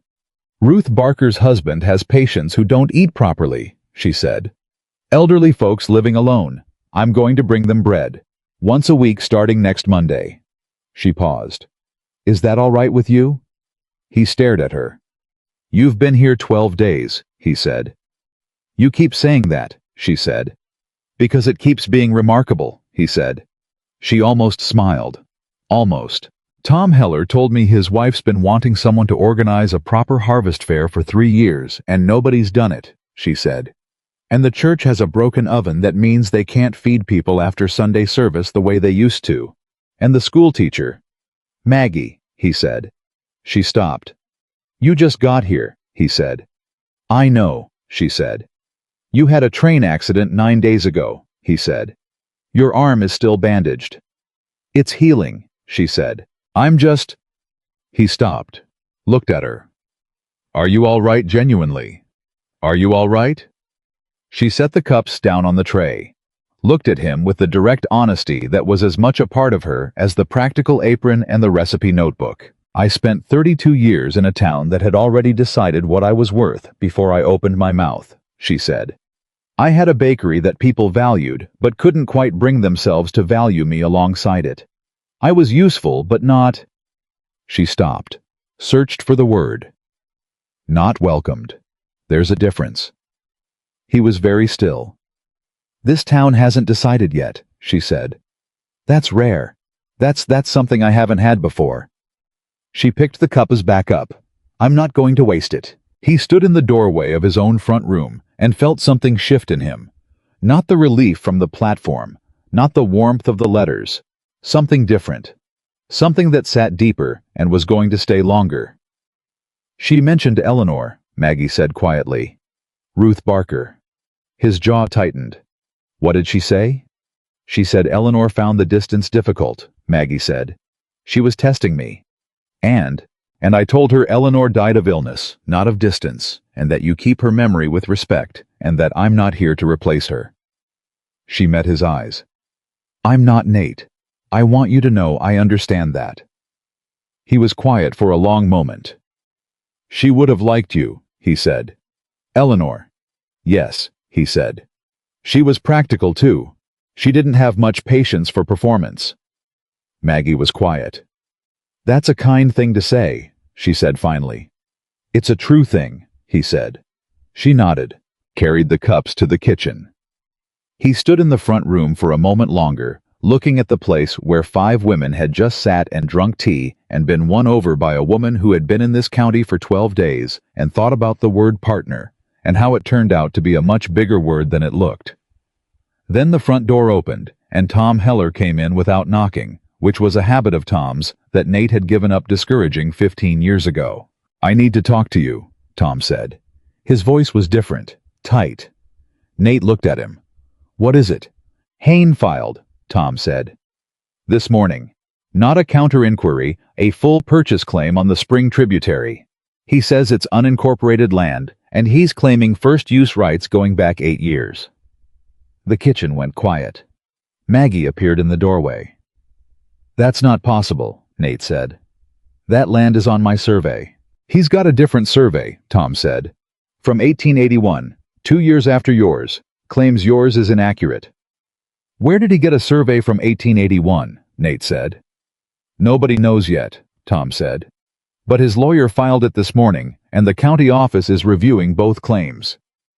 His lawyer, Nate said. He's got a man from Helena, Tom said. Came in on yesterday's train. Real estate attorney. Does this for a living, Nate. The weight of that settled into the room. Nate looked at Maggie. She was standing in the doorway with her arms crossed and the expression of a woman who was thinking fast. He's been planning this, she said. The survey from 1881, he didn't get that in the last week. He's had it. He was waiting to see if you'd push back, and when you did, he decided to move before the county inquiry went anywhere. She's right, Tom said. Glancing at her with a mix of surprise and approval he wasn't bothering to hide. He moved too fast. A man who was reacting doesn't have a Helena lawyer on the train the next day. He had the lawyer ready, Maggie said. This was his plan regardless. Your inquiry just accelerated his timeline. Which means, Nate said slowly, that the inquiry did something. It spooked him, Maggie said. He wasn't expecting all four of you to move at once. She uncrossed her arms. And a spooked man moves before he's fully ready. That's when he makes mistakes. Tom looked at her. Ma'am, he said, where did you say you were from? Pennsylvania, she said. They do things differently there, Tom said. They do business the same everywhere, she said. The mountains just look different. Nate was already moving. I went to the filing drawer, pulled out the original 1879 survey, spread it on the kitchen table. The 1881 survey can't supersede the original if the original was legally filed with the county at the time, he said. I filed this in 1879 when I registered the land claim. Do you have the filing receipt? Maggie said. He stopped, looked at her. There's a receipt. When you register a legal document with a county office, she said carefully, they give you a stamped receipt. It's dated. It proves the filing date beyond the document itself. He stared at the drawer. He had never thrown anything out. His filing system was chaotic. Eleanor had always said it was a miracle he could find anything, but he kept everything. He started going through the drawer. Tom Heller stood at the kitchen table and watched. Maggie stood beside Nate and went through the papers with him, fast, organized, not panicking. 3 minutes. 5. 7. And then Maggie pulled a folded paper from under a stack of cattle records from 1881. She unfolded it, looked at it, held it out. It was a stamped county receipt for the land survey registration. Dated March 14, 1879. With the county clerk's seal and signature. 2 years before Haynes' survey even existed. Tom let out a breath so long it seemed like he'd been holding it since he walked in the door. That's it, Tom said. That's exactly it. Nate held the paper and felt something cold and clear settle into him. Not triumph yet, because a piece of paper still needed to get in front of the right people, but the particular steadiness of a man who has found solid ground in a situation that was trying to pull him under. He looked at Maggie. She was looking at the receipt with an expression that was not quite a smile, but was in the territory of one. You found it, he said. You kept it, she said. I just knew what to look for. He looked at her for a moment. How did you know? He said. My bakery, she said quietly.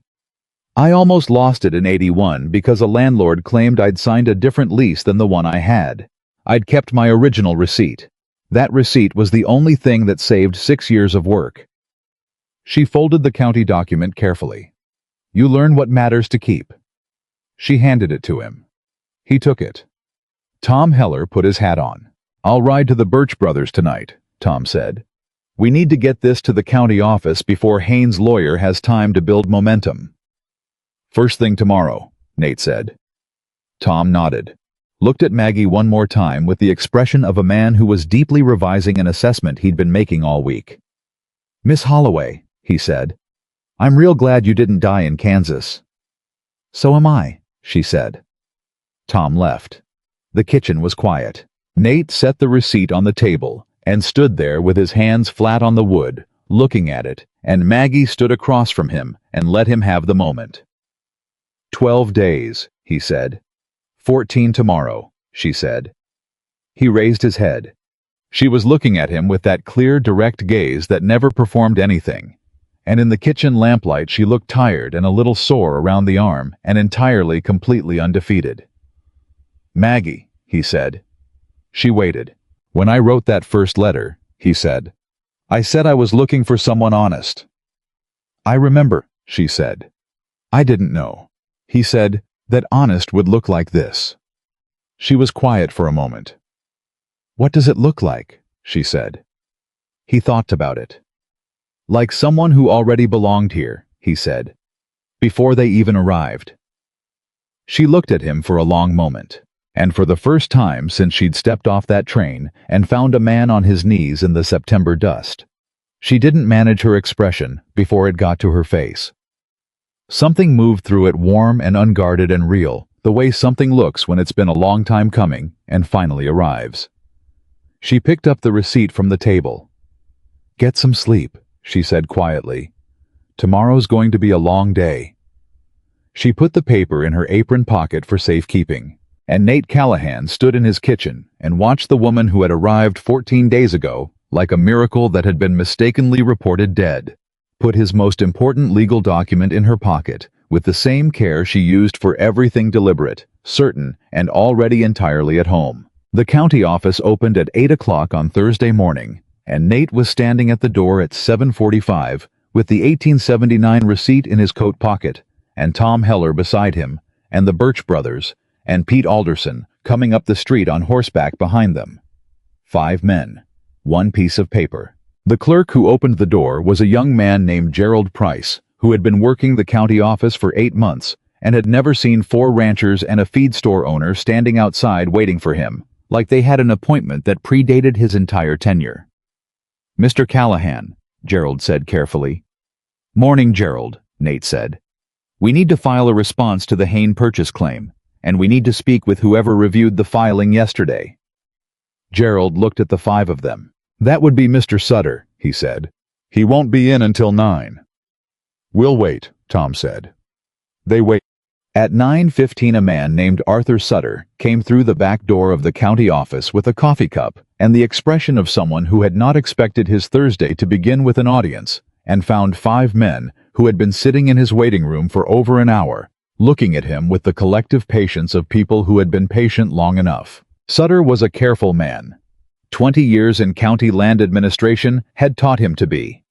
He looked at the 5 men, looked at the document Nate placed on his desk, looked at the stamped receipt, and spent 6 minutes reading everything without saying a single word. Then he looked up. "This receipt is dated March 14th, 1879, he said. "Yes," Nate said. "The Hain survey is dated August 1881, Sutter said. "Yes," Nate said. Sutter set both documents side by side, looked at them. "Mr. Callahan," he said carefully, "where did you find this receipt?" "In my filing drawer," Nate said. "Under cattle records from 1881. I keep everything." Sutter looked at the receipt one more time, looked at the Hain filing, the purchase claim. "Mr. Hain's attorney filed yesterday is based on the premise that the spring tributary falls on unincorporated land," Sutter said. "That premise requires your original survey to be either inaccurate or unfiled at the time of the 1881 survey." He paused. "This receipt establishes that your survey was filed and registered 2 years prior." He looked up. "That changes the legal footing of Mr. Hain's claim considerably." "How considerably?" Tom said. Sutter looked at the documents one more time. "I'll need to consult with the county attorney," he said. "But considerably." Nate rode home at noon. He came through the door, and Maggie looked at his face and said, "How considerably?" "Enough," he said. She nodded once and went back to the bread she was shaping. He sat down at the table, watched her work. "The county attorney is reviewing it," he said. "Sutter said Hain's claim depends entirely on the premise that my original survey was unfiled. The receipt destroys that premise." "Hain's lawyer knows that," Maggie said. "Yes," Nate said. "He'll look for another angle." "What angle does he have?" she said. "He might challenge the survey accuracy itself," Nate said. "Claim the 1879 boundaries were drawn wrong." She was quiet, working the dough. "Can he prove that?" she said. "Not easily," Nate said. "The surveyor who drew it was James Aldwell. He was the most respected land surveyor in the territory before he retired. His work was never successfully challenged. Is Aldwell still alive? Nate paused. He's in Bozeman, he said slowly. He's 73. I haven't spoken to him in 15 years. Maggie stopped working the dough, turned around. Could you get a letter to him? He looked at her. What are you thinking? He said. A statement from the original surveyor, she said, signed and witnessed, confirming the accuracy of the 1879 work.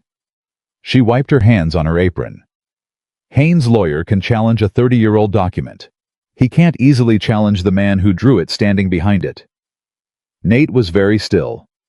That would take 2 weeks minimum, he said. Letter their response back.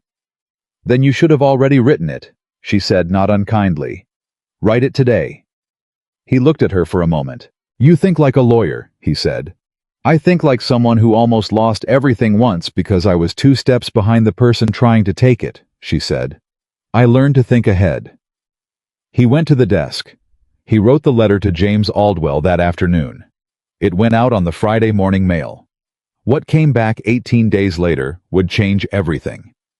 But that was 18 days away, and in the meantime, Douglas Hayne was not standing still. The first sign came from Ruth Barker. She arrived on a Monday morning with the list of elderly patients she'd promised 7 names, addresses, and notes about each one's situation, written in her small, precise hand. And while Maggie was reading through it, Ruth said almost as an aside, I should tell you that Douglas Hayne had dinner at our house Saturday evening. Maggie looked up. Did he? She said.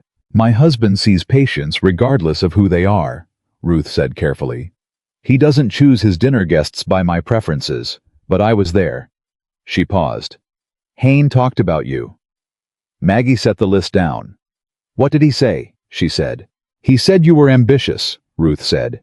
He said a woman who'd been in the county 3 weeks and was already involved in a land dispute and organizing charity work and talking to every rancher in the valley was a woman with intentions that went beyond keeping house.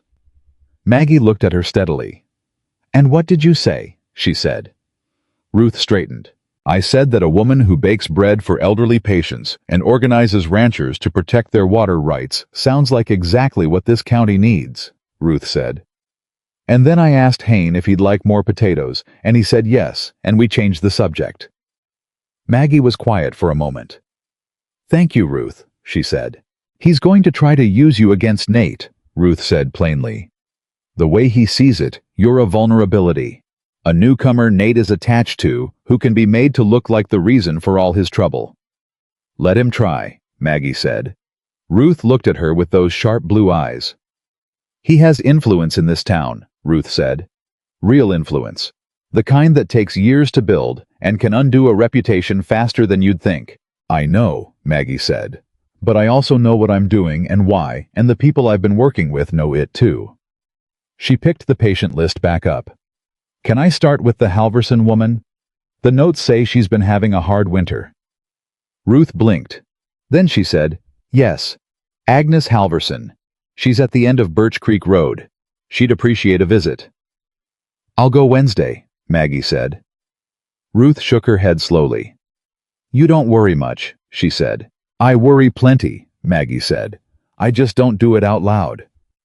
Haynes' next move came the following Thursday, and it was more direct. I went to see Gerald Price at the county office and filed a formal objection to the 1879 survey on grounds of measurement inaccuracy, accompanied by a letter from a surveyor in Helena, a man named Corbin, claiming that the original boundary stakes had been placed incorrectly and that the spring tributary fell outside the legally described boundary by approximately 40 feet. 40 feet. The land dispute, which had begun as a water rights claim, had become a boundary measurement argument conducted by competing surveyors, separated by 30 years and 200 miles. Tom Heller came to the ranch Thursday evening, looking like a man who had run out of patience. 40 feet, he said, dropping into a chair at Nate's kitchen table. The man is arguing over 40 feet. He's not arguing about the 40 feet, Maggie said, setting coffee in front of him. He's arguing about what those 40 feet control. The spring, Nate said. The spring, she confirmed. 40 feet in the right direction puts the source of the tributary on unincorporated land. Once he claims that he controls the water that feeds 3 properties downstream. She sat down. He doesn't want the land. He never wanted the land. He wants the water. Tom looked at her. She's been saying that since the beginning, Nate said. I know, Tom said. I'm just now fully believing it. The Corbin letter, Maggie said. The surveyor Hayne hired. Do you know anything about him? New man, Tom said. Only been surveying in the territory 5 years. Does a lot of work for railroad and mining interests. Maggie's eyes sharpened. Railroad and mining, she said. Yes, Tom said. Who owns the mineral rights on the north section of Nate's land? She said. The kitchen went very quiet. Nate looked at her. What? He said. The north section, she said carefully. The section with the spring. Does anyone hold mineral rights on that land separately from the surface rights? Nate was absolutely still. He had never thought about this. In 1879, when he had registered the land, mineral rights had not been his primary concern. He was a cattle rancher. He thought about grass and water and winter feed, not about what was in the ground. I don't know, he said slowly. We need to find out, Maggie said. Tonight if possible. The county records would show it, Tom said. He was on his feet before he finished the sentence. Gerald Price won't be there tonight, Nate said. He will if I knock on his door, Tom said. He owes me a considerable favor involving a situation with his brother-in-law that I have never mentioned to anyone and will continue not mentioning. He picked up his hat. Give me 2 hours. I was back in 90 minutes. He came through the door without knocking his standard entry and put a folded piece of paper on the table. His face told them what it said before they read it. Mineral rights on the north section, Tom said. Filed in 1882. Registered to a landholding company called Mountain Basin Properties. He sat down. Mountain Basin Properties is owned by 3 men. One of them is Douglas Hayne. The silence in the kitchen was complete. Nate stared at the paper. He owns mineral rights on my land, he said. On the north section, Tom said. Not the whole property, just the north section, including the land within 40 feet of the spring. He bought them in 1882, Maggie said. 1 year after his survey, which means he's known about this for 2 years, Nate said. His voice was very quiet. He's known the whole time. The water rights claim was never the end goal. He was using it to force me to sell the surface rights so he could access the mineral rights without a fight. Because if he just tried to mine, Tom said, you'd have blocked him at every turn. But if he owns the surface rights too, he controls everything. What's under there? Nate said. The county records don't say specifically, Tom said. But Mountain Basin Properties has been buying mineral rights in 3 counties this year, all of it near water sources. He looked at Nate. There's coal under a lot of this ground, Nate. And there's going to be a railroad through here in the next 5 years. Whoever controls the water and the coal when that railroad comes through. He didn't finish the sentence. He didn't need to. Nate sat back in his chair. The full shape of it was visible now. Not a neighbor trying to expand his operation. Not a water dispute. A carefully constructed plan that had been 2 years in the making, designed to acquire land through legal pressure rather than direct confrontation, using a manufactured boundary dispute to create a situation where selling was the easier option. And Maggie had been 4 days in the county when she started pulling the thread. He looked at her. She was looking at the paper with an expression that was the opposite of satisfied, the expression of someone who has confirmed something they were hoping they were wrong about. He's not going to stop, she said. Now that we know he knows we know, the next move will be faster and harder. What does he have left? Nate said. He has a Helena lawyer, she said. He has an 1882 mineral rights filing that is legal and valid. He has a surveyor making a boundary argument. And he has influence in this county that we haven't fully mapped yet. She looked up. What we have is a receipt for ranchers, a letter in the mail to James Aldwell, and the truth. The truth, Tom said, doesn't always move as fast as a Helena lawyer. No, she agreed. It doesn't. She looked at Nate. Write to Aldwell again. Tell him what we found. He needs to know the mineral rights exist because that means the boundary argument is not academic. It's the mechanism for a land theft. A man like Aldwell will understand what that means for his professional legacy." Nate was already moving to the desk. "And the sheriff," Tom said. "Not yet," Maggie said. "The mineral rights filing is legal. The survey dispute is legal. The only thing that isn't legal is if Haynes' 1881 survey was deliberately falsified to support a boundary claim he knew was false." She paused. "Can you find out who commissioned the 1881 survey?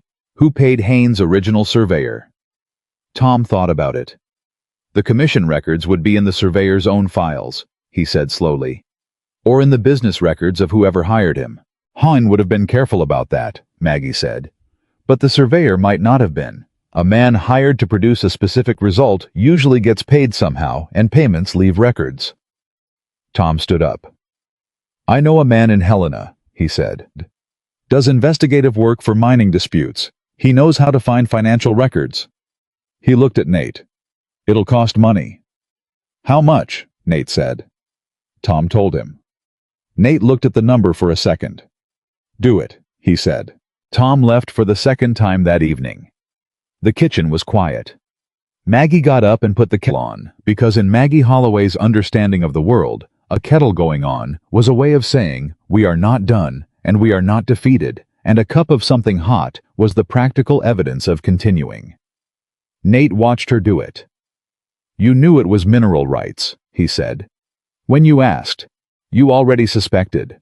"I suspected something," she said. "The water claim was too persistent. Men like Hayne don't fight this hard over water they don't immediately need. Water is a means to an end." "How do you know men like Hayne?" he said. "In Pennsylvania." She was quiet for a moment. "My bakery was on land my landlord owned," she said. "For 6 years I paid rent and built something real and thought because I worked hard and paid on time I was safe." She set the cups out. "When the railroad came through our town, my landlord sold the building to a development company without telling me. I had 30 days to vacate. 6 years of work, 30 days notice." She poured the water. "The company that bought it wasn't interested in a bakery. They were interested in the lot. They tore the building down 4 months after I left." Nate was very still. "That's why you came west," he said. "That's part of it," she said. "I'd built something once on land that wasn't mine and lost it when someone decided the land was worth more than what I'd built on it." She set a cup in front of him. "I wasn't going to do that again." He looked at her. "You wrote to the agency," he said, "for a husband who owned land." "For a husband," she said carefully. "The land was secondary." A pause. "Though I won't pretend it wasn't part of the calculation." He nodded slowly. "And when you read my letter," he said, "about what I was looking for." "Someone honest," she said. "Not beautiful, not decorative, honest." She looked at him. "Do you know how rare that is, in a letter from a man to a woman he's never met?" "I meant it," he said. "I know you did," she said. "That's why I wrote back." He held his cup in both hands. "I want you to know something," he said. She waited. "Whatever happens with Hayne," he said, "whatever the county decides or the lawyer argues or the survey says, this land is mine, and you are—" He stopped, looked for the right word with the same deliberateness he used for everything.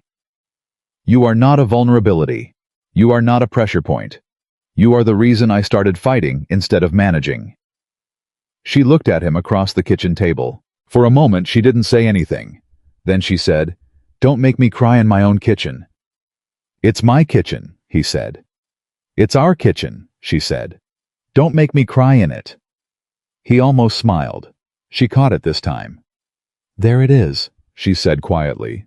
"Don't start," he said. She smiled, a real one, wide enough that it reached her eyes and stayed there, and she picked up her cup and looked at the window where the night was fully in now, and the mountains were invisible in the dark, but there, the way they always were. "We're going to be all right," she said. "Not a question." "Yes," he said. He believed it the same way he believed the mountains were still there in the dark. The second letter to James Aldwell went out the next morning.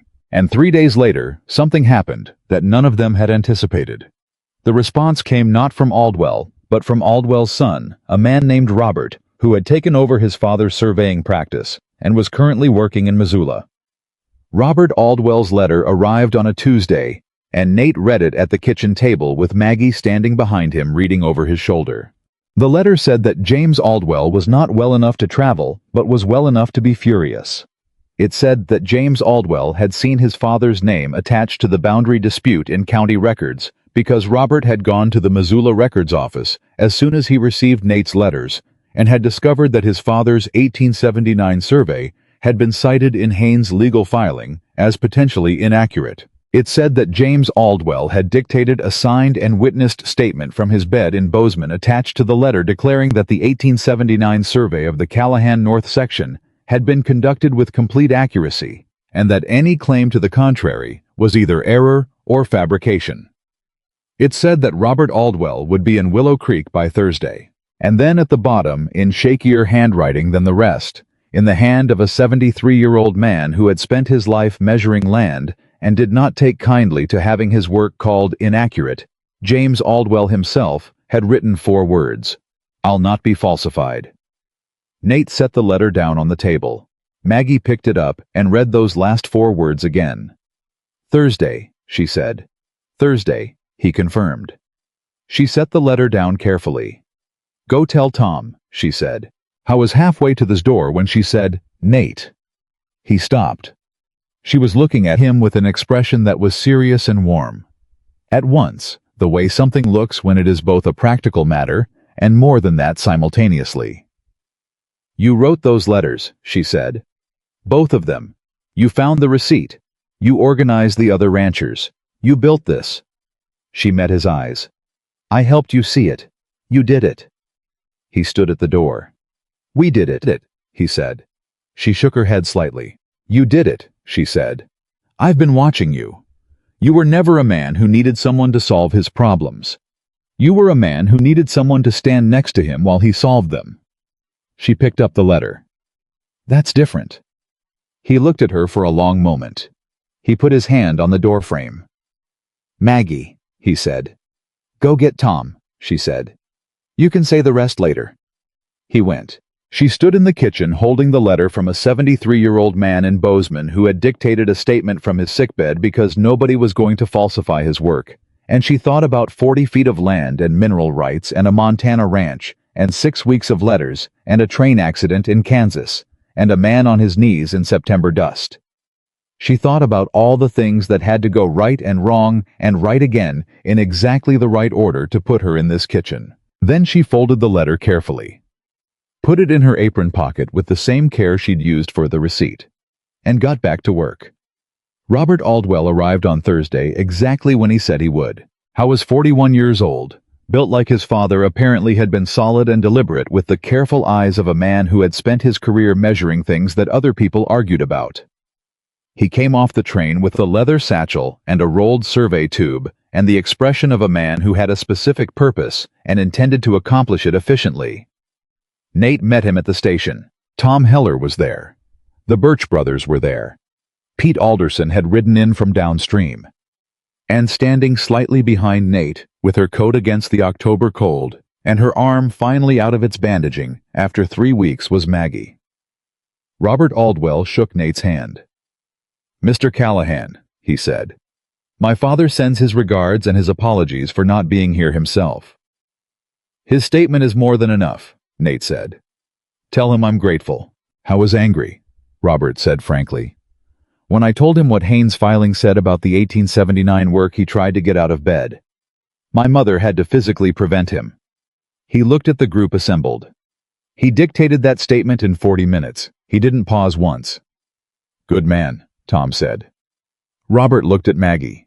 Nate said, "This is Margaret Holloway. She's the one who understood what we needed." Robert Aldwell looked at her for a moment, with the assessing eyes of his profession. "The letter mentioned you," he said. "My father said that any woman who understood the legal weight of a surveyor's statement in a mineral rights dispute was either a lawyer or someone who'd been through the courts before." "Neither," Maggie said. "I just lost a bakery once because I didn't know what documents mattered. I learned." Robert nodded slowly. "Well," he said, Let's go make sure nobody loses anything else. They went to the county office that afternoon, all 6 of them, which was more people than Gerald Price had ever seen come through the door at one time on a matter that wasn't an election dispute. Arthur Sutter was there. The county attorney, a man named William Draper, who was 55 years old and had been handling land matters in this county since before some of these ranchers were born, came in from the back room and looked at the assembled group and then at the documents Robert Aldwell laid on the table, and then at James Aldwell's signed and witnessed statement, and then at the 1879 receipt that had been sitting in a filing drawer for 15 years. He read everything. It took 20 minutes. Nobody talked.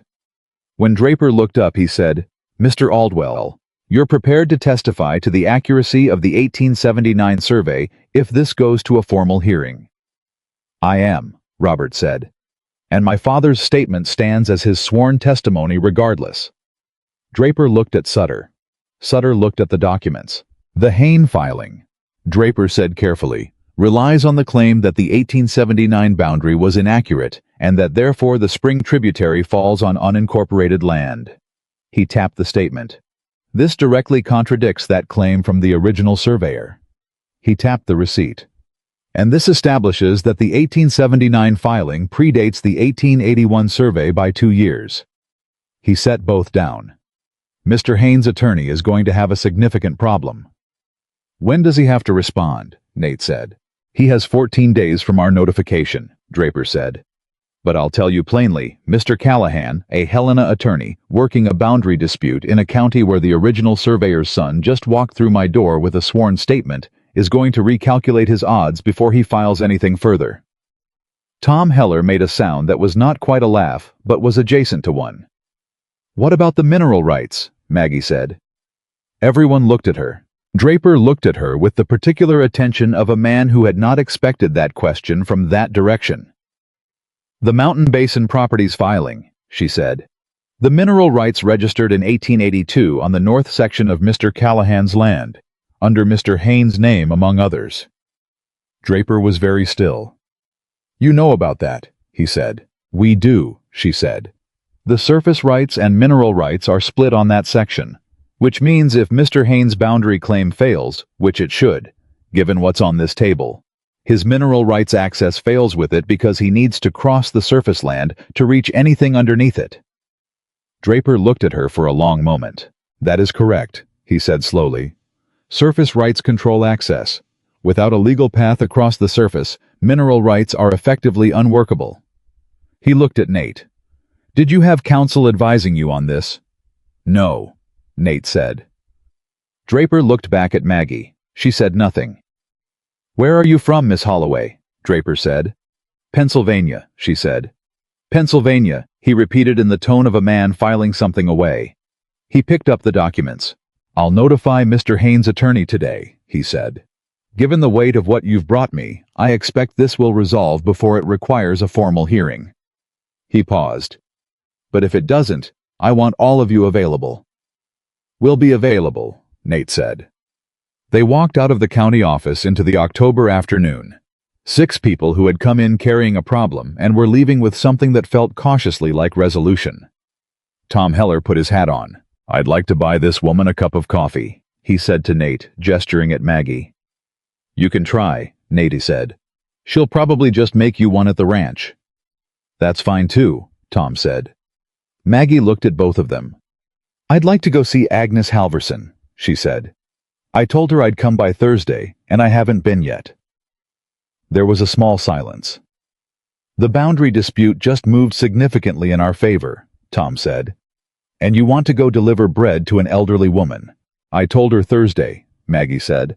"It's Thursday." Tom looked at Nate. Nate shrugged. "She keeps her word," he said. "It's a consistent feature." They went to Agnes Halverson's. Agnes was 71 years old and had been living alone since her husband died in the spring, and she opened the door to find a large woman she had never met, standing on her porch with a wrapped loaf of bread and the matter-of-fact demeanor of someone making a delivery rather than a mercy call. "Mrs. Halverson," Maggie said. "I'm Margaret Holloway. Ruth Barker mentioned you might like some fresh bread. I bake on Thursdays." Agnes Halverson looked at her for a moment. "Come in," Agnes said. "I'll put the kettle on." Nate waited in the wagon. An hour later, Maggie came out. She climbed up to the wagon seat. Nate didn't ask. After a minute, she said, "She hasn't had a real conversation with anyone in 3 weeks." He said nothing. "She's sharp," Maggie said. "Completely sharp. She just doesn't have anyone to talk to." She looked straight ahead. "I told her I'd come every Thursday." He clicked to the horses. "You're building something," he said. "I'm doing what needs doing," she said. "That's how you build something," he said. She was quiet for a moment. "Nate," she said.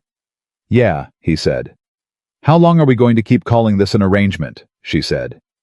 He kept his eyes on the road. The question sat between them in the wagon, with the particular weight of something that had been waiting to be said for long enough that saying it finally was both a relief and a risk. "I don't think of it as an arrangement," he said carefully. "Neither do I," she said. "But we haven't said what we do think of it." He was quiet. The horses kept moving. "I think of it," he said finally, "as the best decision I ever made. Even with the telegram. Even with the 6 days." He paused. "Especially because of them, maybe. Because I know what it cost when I thought you were gone, and that tells me what it's worth now that you're here." She was looking at the road. "I think of it," she said, "as the first place I've ever been where someone knew what I was actually like and didn't arrange their face about it." He looked at her sideways. "Arrange their face," he said. "You know what I mean," she said. "When people hear something they weren't expecting about you, there's a moment where you can see them deciding how to feel about it, rearranging their expression." She looked at him. "You never did that. Not in the letters, not on the platform, not once." He thought about that. "You never gave me anything that required rearranging," he said. She looked at him for a moment. Then she said, "I'd like to stay Nate, not as an arrangement, as something real." "You're already something real," he said. "You've been real since the 3rd letter." "That's not what I mean," she said. "I know what you mean," he said. "Yes." She looked at him. "Yes," she said. "Yes," he said. "If you're asking what I think you're asking, I'm asking if you want to marry me," she said. "Plainly. Because I'm tired of the word arrangement, and I think we both know this stopped being an arrangement about 2 weeks ago." He pulled the wagon to a stop in the middle of the road. Turned to look at her fully. She looked back at him with the same directness she brought to everything. No performance, no pretense. Just Margaret Holloway asking a plain question and waiting for a plain answer. "Yes," he said. "I want to marry you." She nodded once. "Good," she said. "Now drive. It's cold." He drove.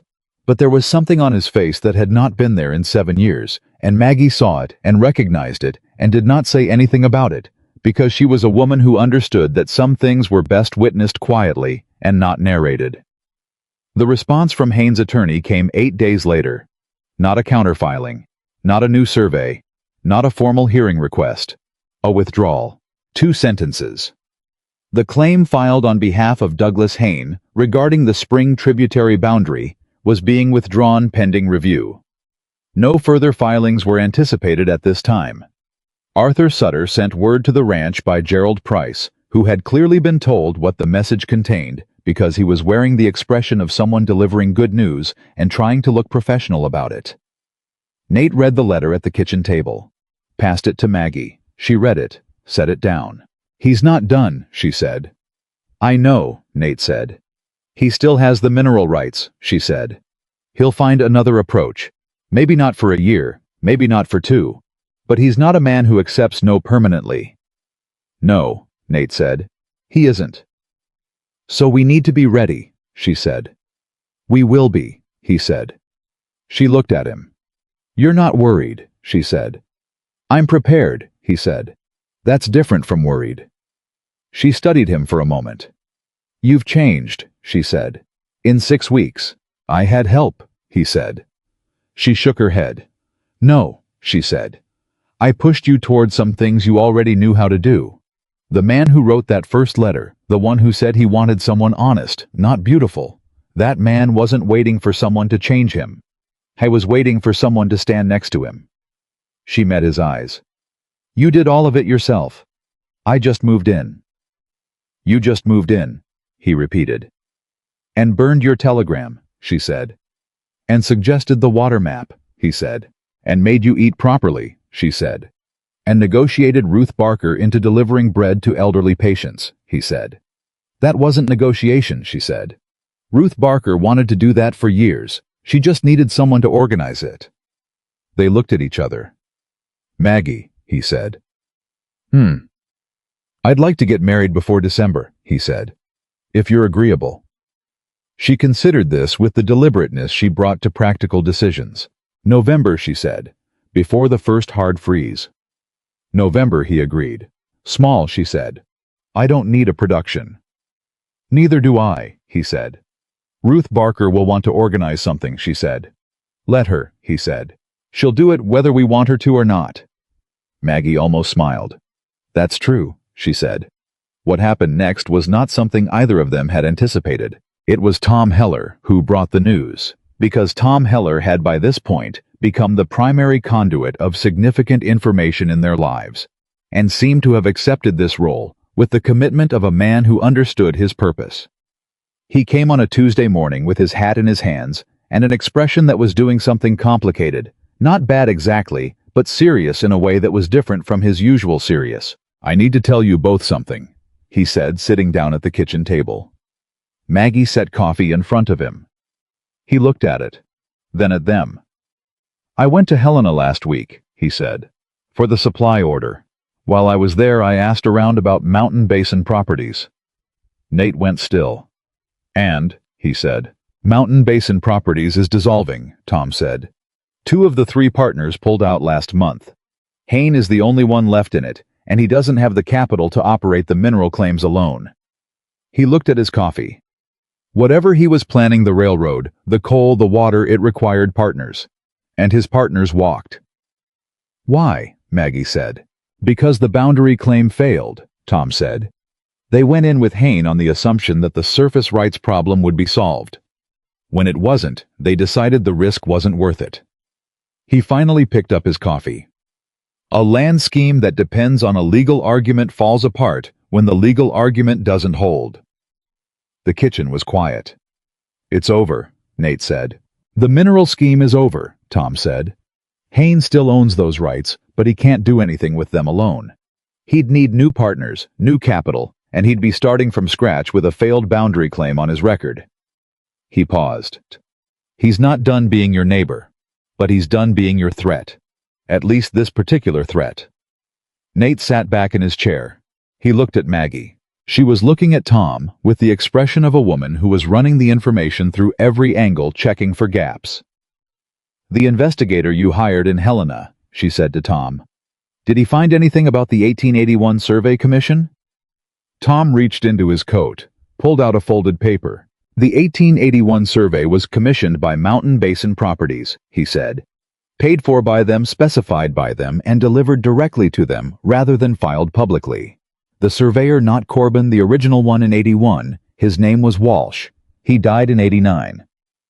Tom unfolded the paper. But his commission records still exist, held by his estate, and the commission specifically requested that the survey establish the spring tributary as falling outside the Callahan boundary. Established, Maggie said. Not discovered. Established. Yes, Tom said. Walsh was paid to find a specific result. Whether he actually measured anything or just drew lines that suited the commission is something we'll never fully know. But the commission language is clear enough. Nate looked at the paper. That's fraud, he said. That's almost certainly fraud, Tom said. But Walsh is dead, the partners are gone, and proving intent, 30 years later with a dead surveyor and dissolving company, is the kind of legal fight that costs more than it wins. He looked at Nate carefully. Draper said the withdrawal and the company dissolution are practically speaking the outcome. The land is yours. The water is yours. Hain lost. Nate was quiet. Is that enough for you? Tom said. Nate thought about it. It's enough, he said. I'm a rancher, not a prosecutor. Tom nodded. He finished his coffee. "One more thing," he said, and now his expression shifted into something that was unmistakably warmer. "Robert Aldwell sent a letter. To me because he didn't have your address." He reached into his coat again and produced an envelope. He said to give it to the woman who knew what documents mattered. He held it out to Maggie. She took it, opened it, read it. Her face went through something surprise. First, then a quick calculation, then something that settled into an expression Nate couldn't entirely read. She passed it to Nate. He read it. Robert Aldwell wrote that his father, James Aldwell, age 73, retired surveyor man, who could not be falsified, had spent considerable time thinking about the situation in Willow Creek since his statement was filed. He had thought about the woman who understood the legal weight of a surveyor's statement and the significance of a 1879 receipt and the connection between a water claim and a mineral rights filing. He wrote that his father believed that kind of knowledge applied at the right moment had saved legitimate land rights that a scheme 30 years in the making had nearly stolen. And he wrote that his father had a proposal. James Aldwell's survey practice, his records, his maps, his methodology, his 40 years of filed work across 3 territories was being organized into an archive. He was looking for someone to manage it. Someone who understood what documents meant and why they mattered. Someone who could identify when a record was being misrepresented or challenged incorrectly. The pay was modest. The work was correspondence-based. It could be done from anywhere with a postal connection, including a ranch 6 miles outside Willow Creek, Montana. Nate set the letter down, looked at Maggie. She was looking at the table with an expression that was still processing something moving through her that she wasn't ready to put into words. "You don't have to," Nate said. "I know," she said. "The bakery is enough," he said. "The bread. Agnes Halverson. Whatever you're building here." "I know," she said again. She was quiet for a moment. "He's offering me work that uses what I know," she said. "Not baking, not keeping house, what I actually know." "Yes," Nate said. She looked up. "A 30-year-old man thought that what I know was worth paying for," she said. "Not a 30-year-old woman's labor. What she actually knows." Her voice was even. But something in her eyes was not entirely even, and Nate understood that this letter was not just a job offer. It was something she had probably never been offered before, in exactly this form. The recognition that what she understood, the particular intelligence she carried from her particular experience, had value beyond what her hands could produce. "Write him back," Nate said. She picked up the letter. "Yes," she said. They were married on the 14th of November, 1884. Small as they'd agreed. The Reverend Aldrich. Tom Heller and his wife. Ruth Barker, who had organized nothing because Maggie had asked her specifically not to. And Ruth had, somewhat to her own surprise, respected that. The Birch brothers. Pete Alderson. Robert Aldwell, who had come back through Willow Creek on other business and stayed an extra day because Tom Heller had written to tell him the date. Agnes Halverson came because Maggie had asked her specifically and sent the wagon for her. It was a Thursday. Maggie had bread in the oven before the ceremony. She delivered it after. There was no grand declaration, no theatrical moment. They stood in front of the Reverend and said what needed saying, and Nate put a plain gold ring on Maggie's finger with the same deliberateness he brought to everything. Careful, certain, not rushing it. And Maggie looked at him the same way she'd been looking at him since the platform in September, which was to say directly and without arranging anything. Tom Heller cried. He denied this afterward with considerable conviction, but Ruth Barker confirmed it to 3 separate people, so the historical record stands.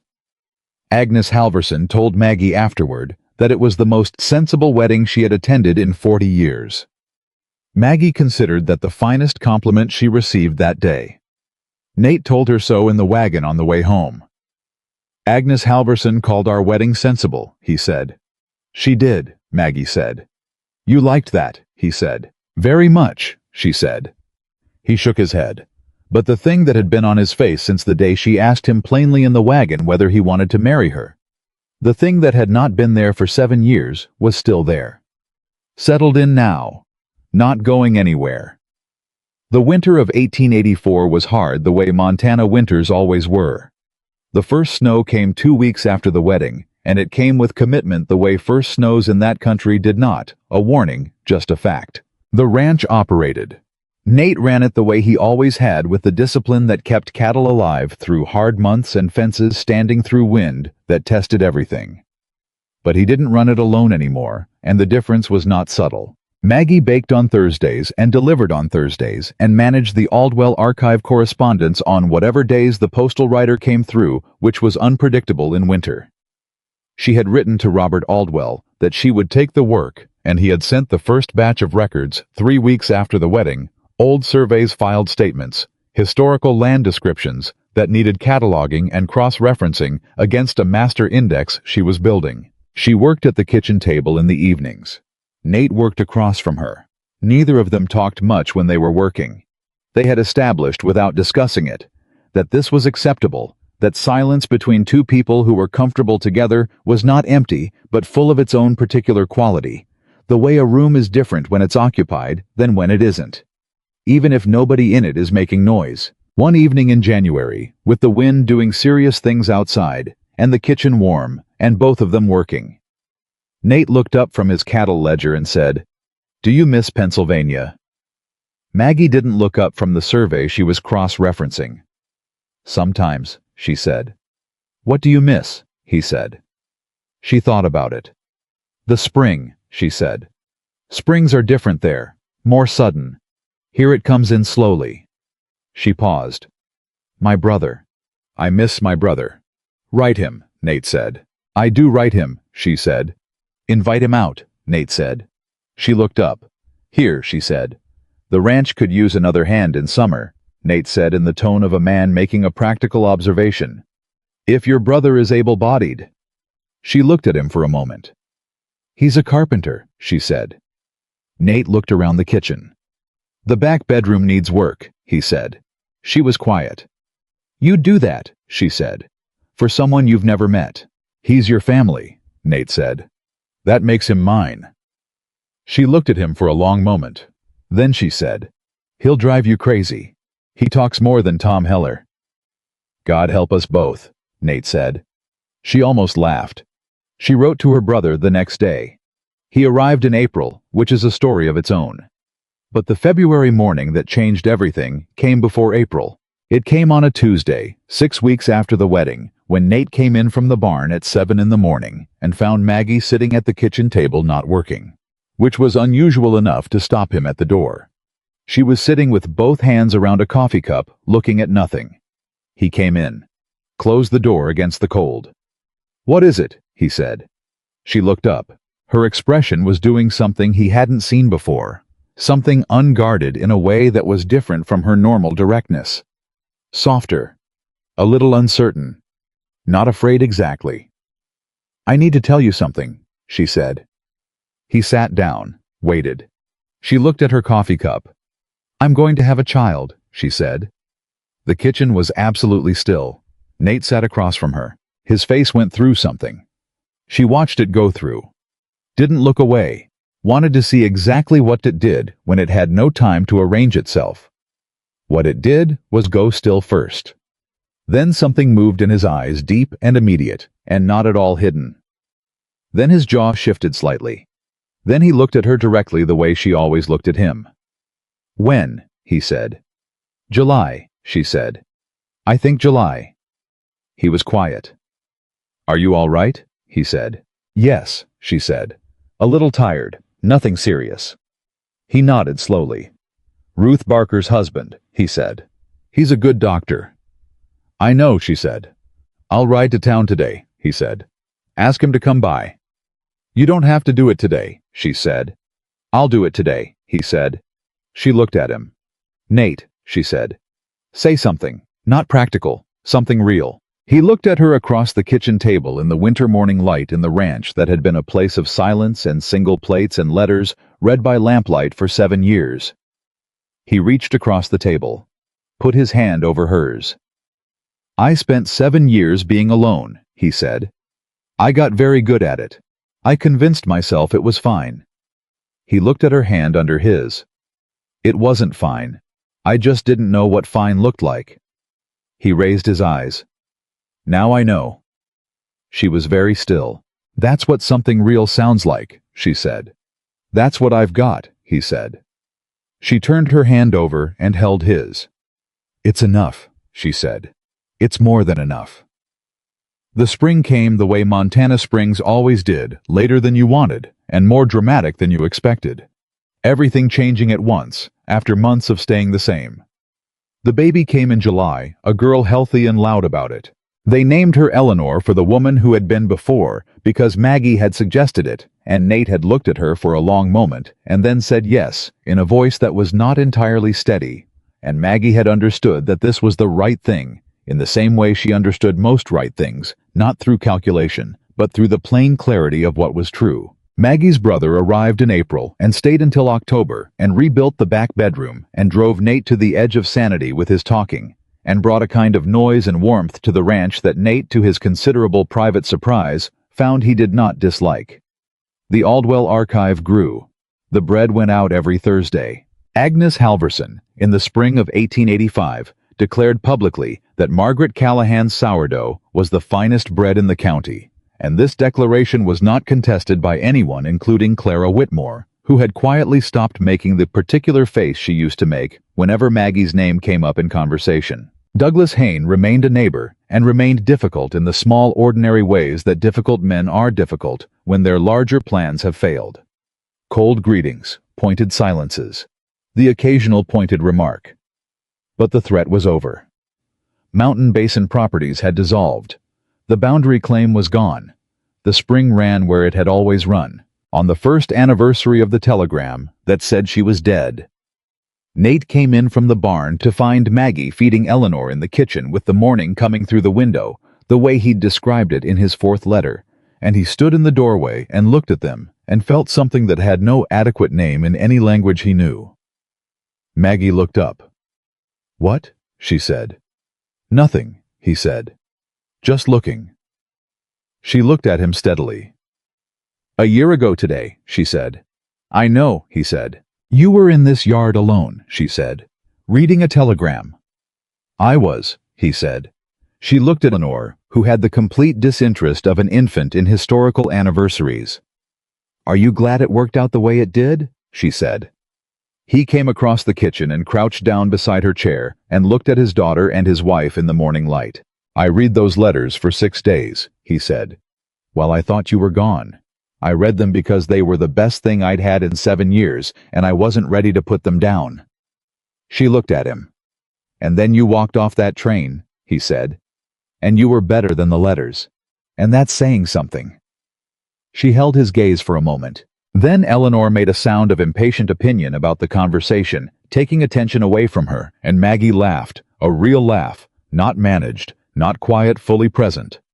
And Nate sat down on the floor of his kitchen beside his wife and his daughter.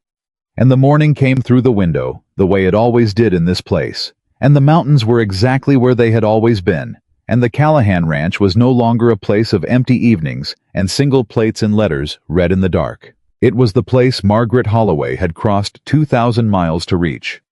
It was the place Nathaniel Callahan had spent 7 years keeping ready without knowing what he was keeping it ready for. It was home. And the woman who had been declared dead in Kansas and arrived alive in Montana and knelt in the dust of a September platform and found a filing receipt under cattle records and baked bread every Thursday and named her daughter after a woman she never met. She had not come this far to be anything less than exactly what she was. She was Margaret Callahan. She was known. She was chosen. She was home. And that was not the end of a story. That was the whole point of one.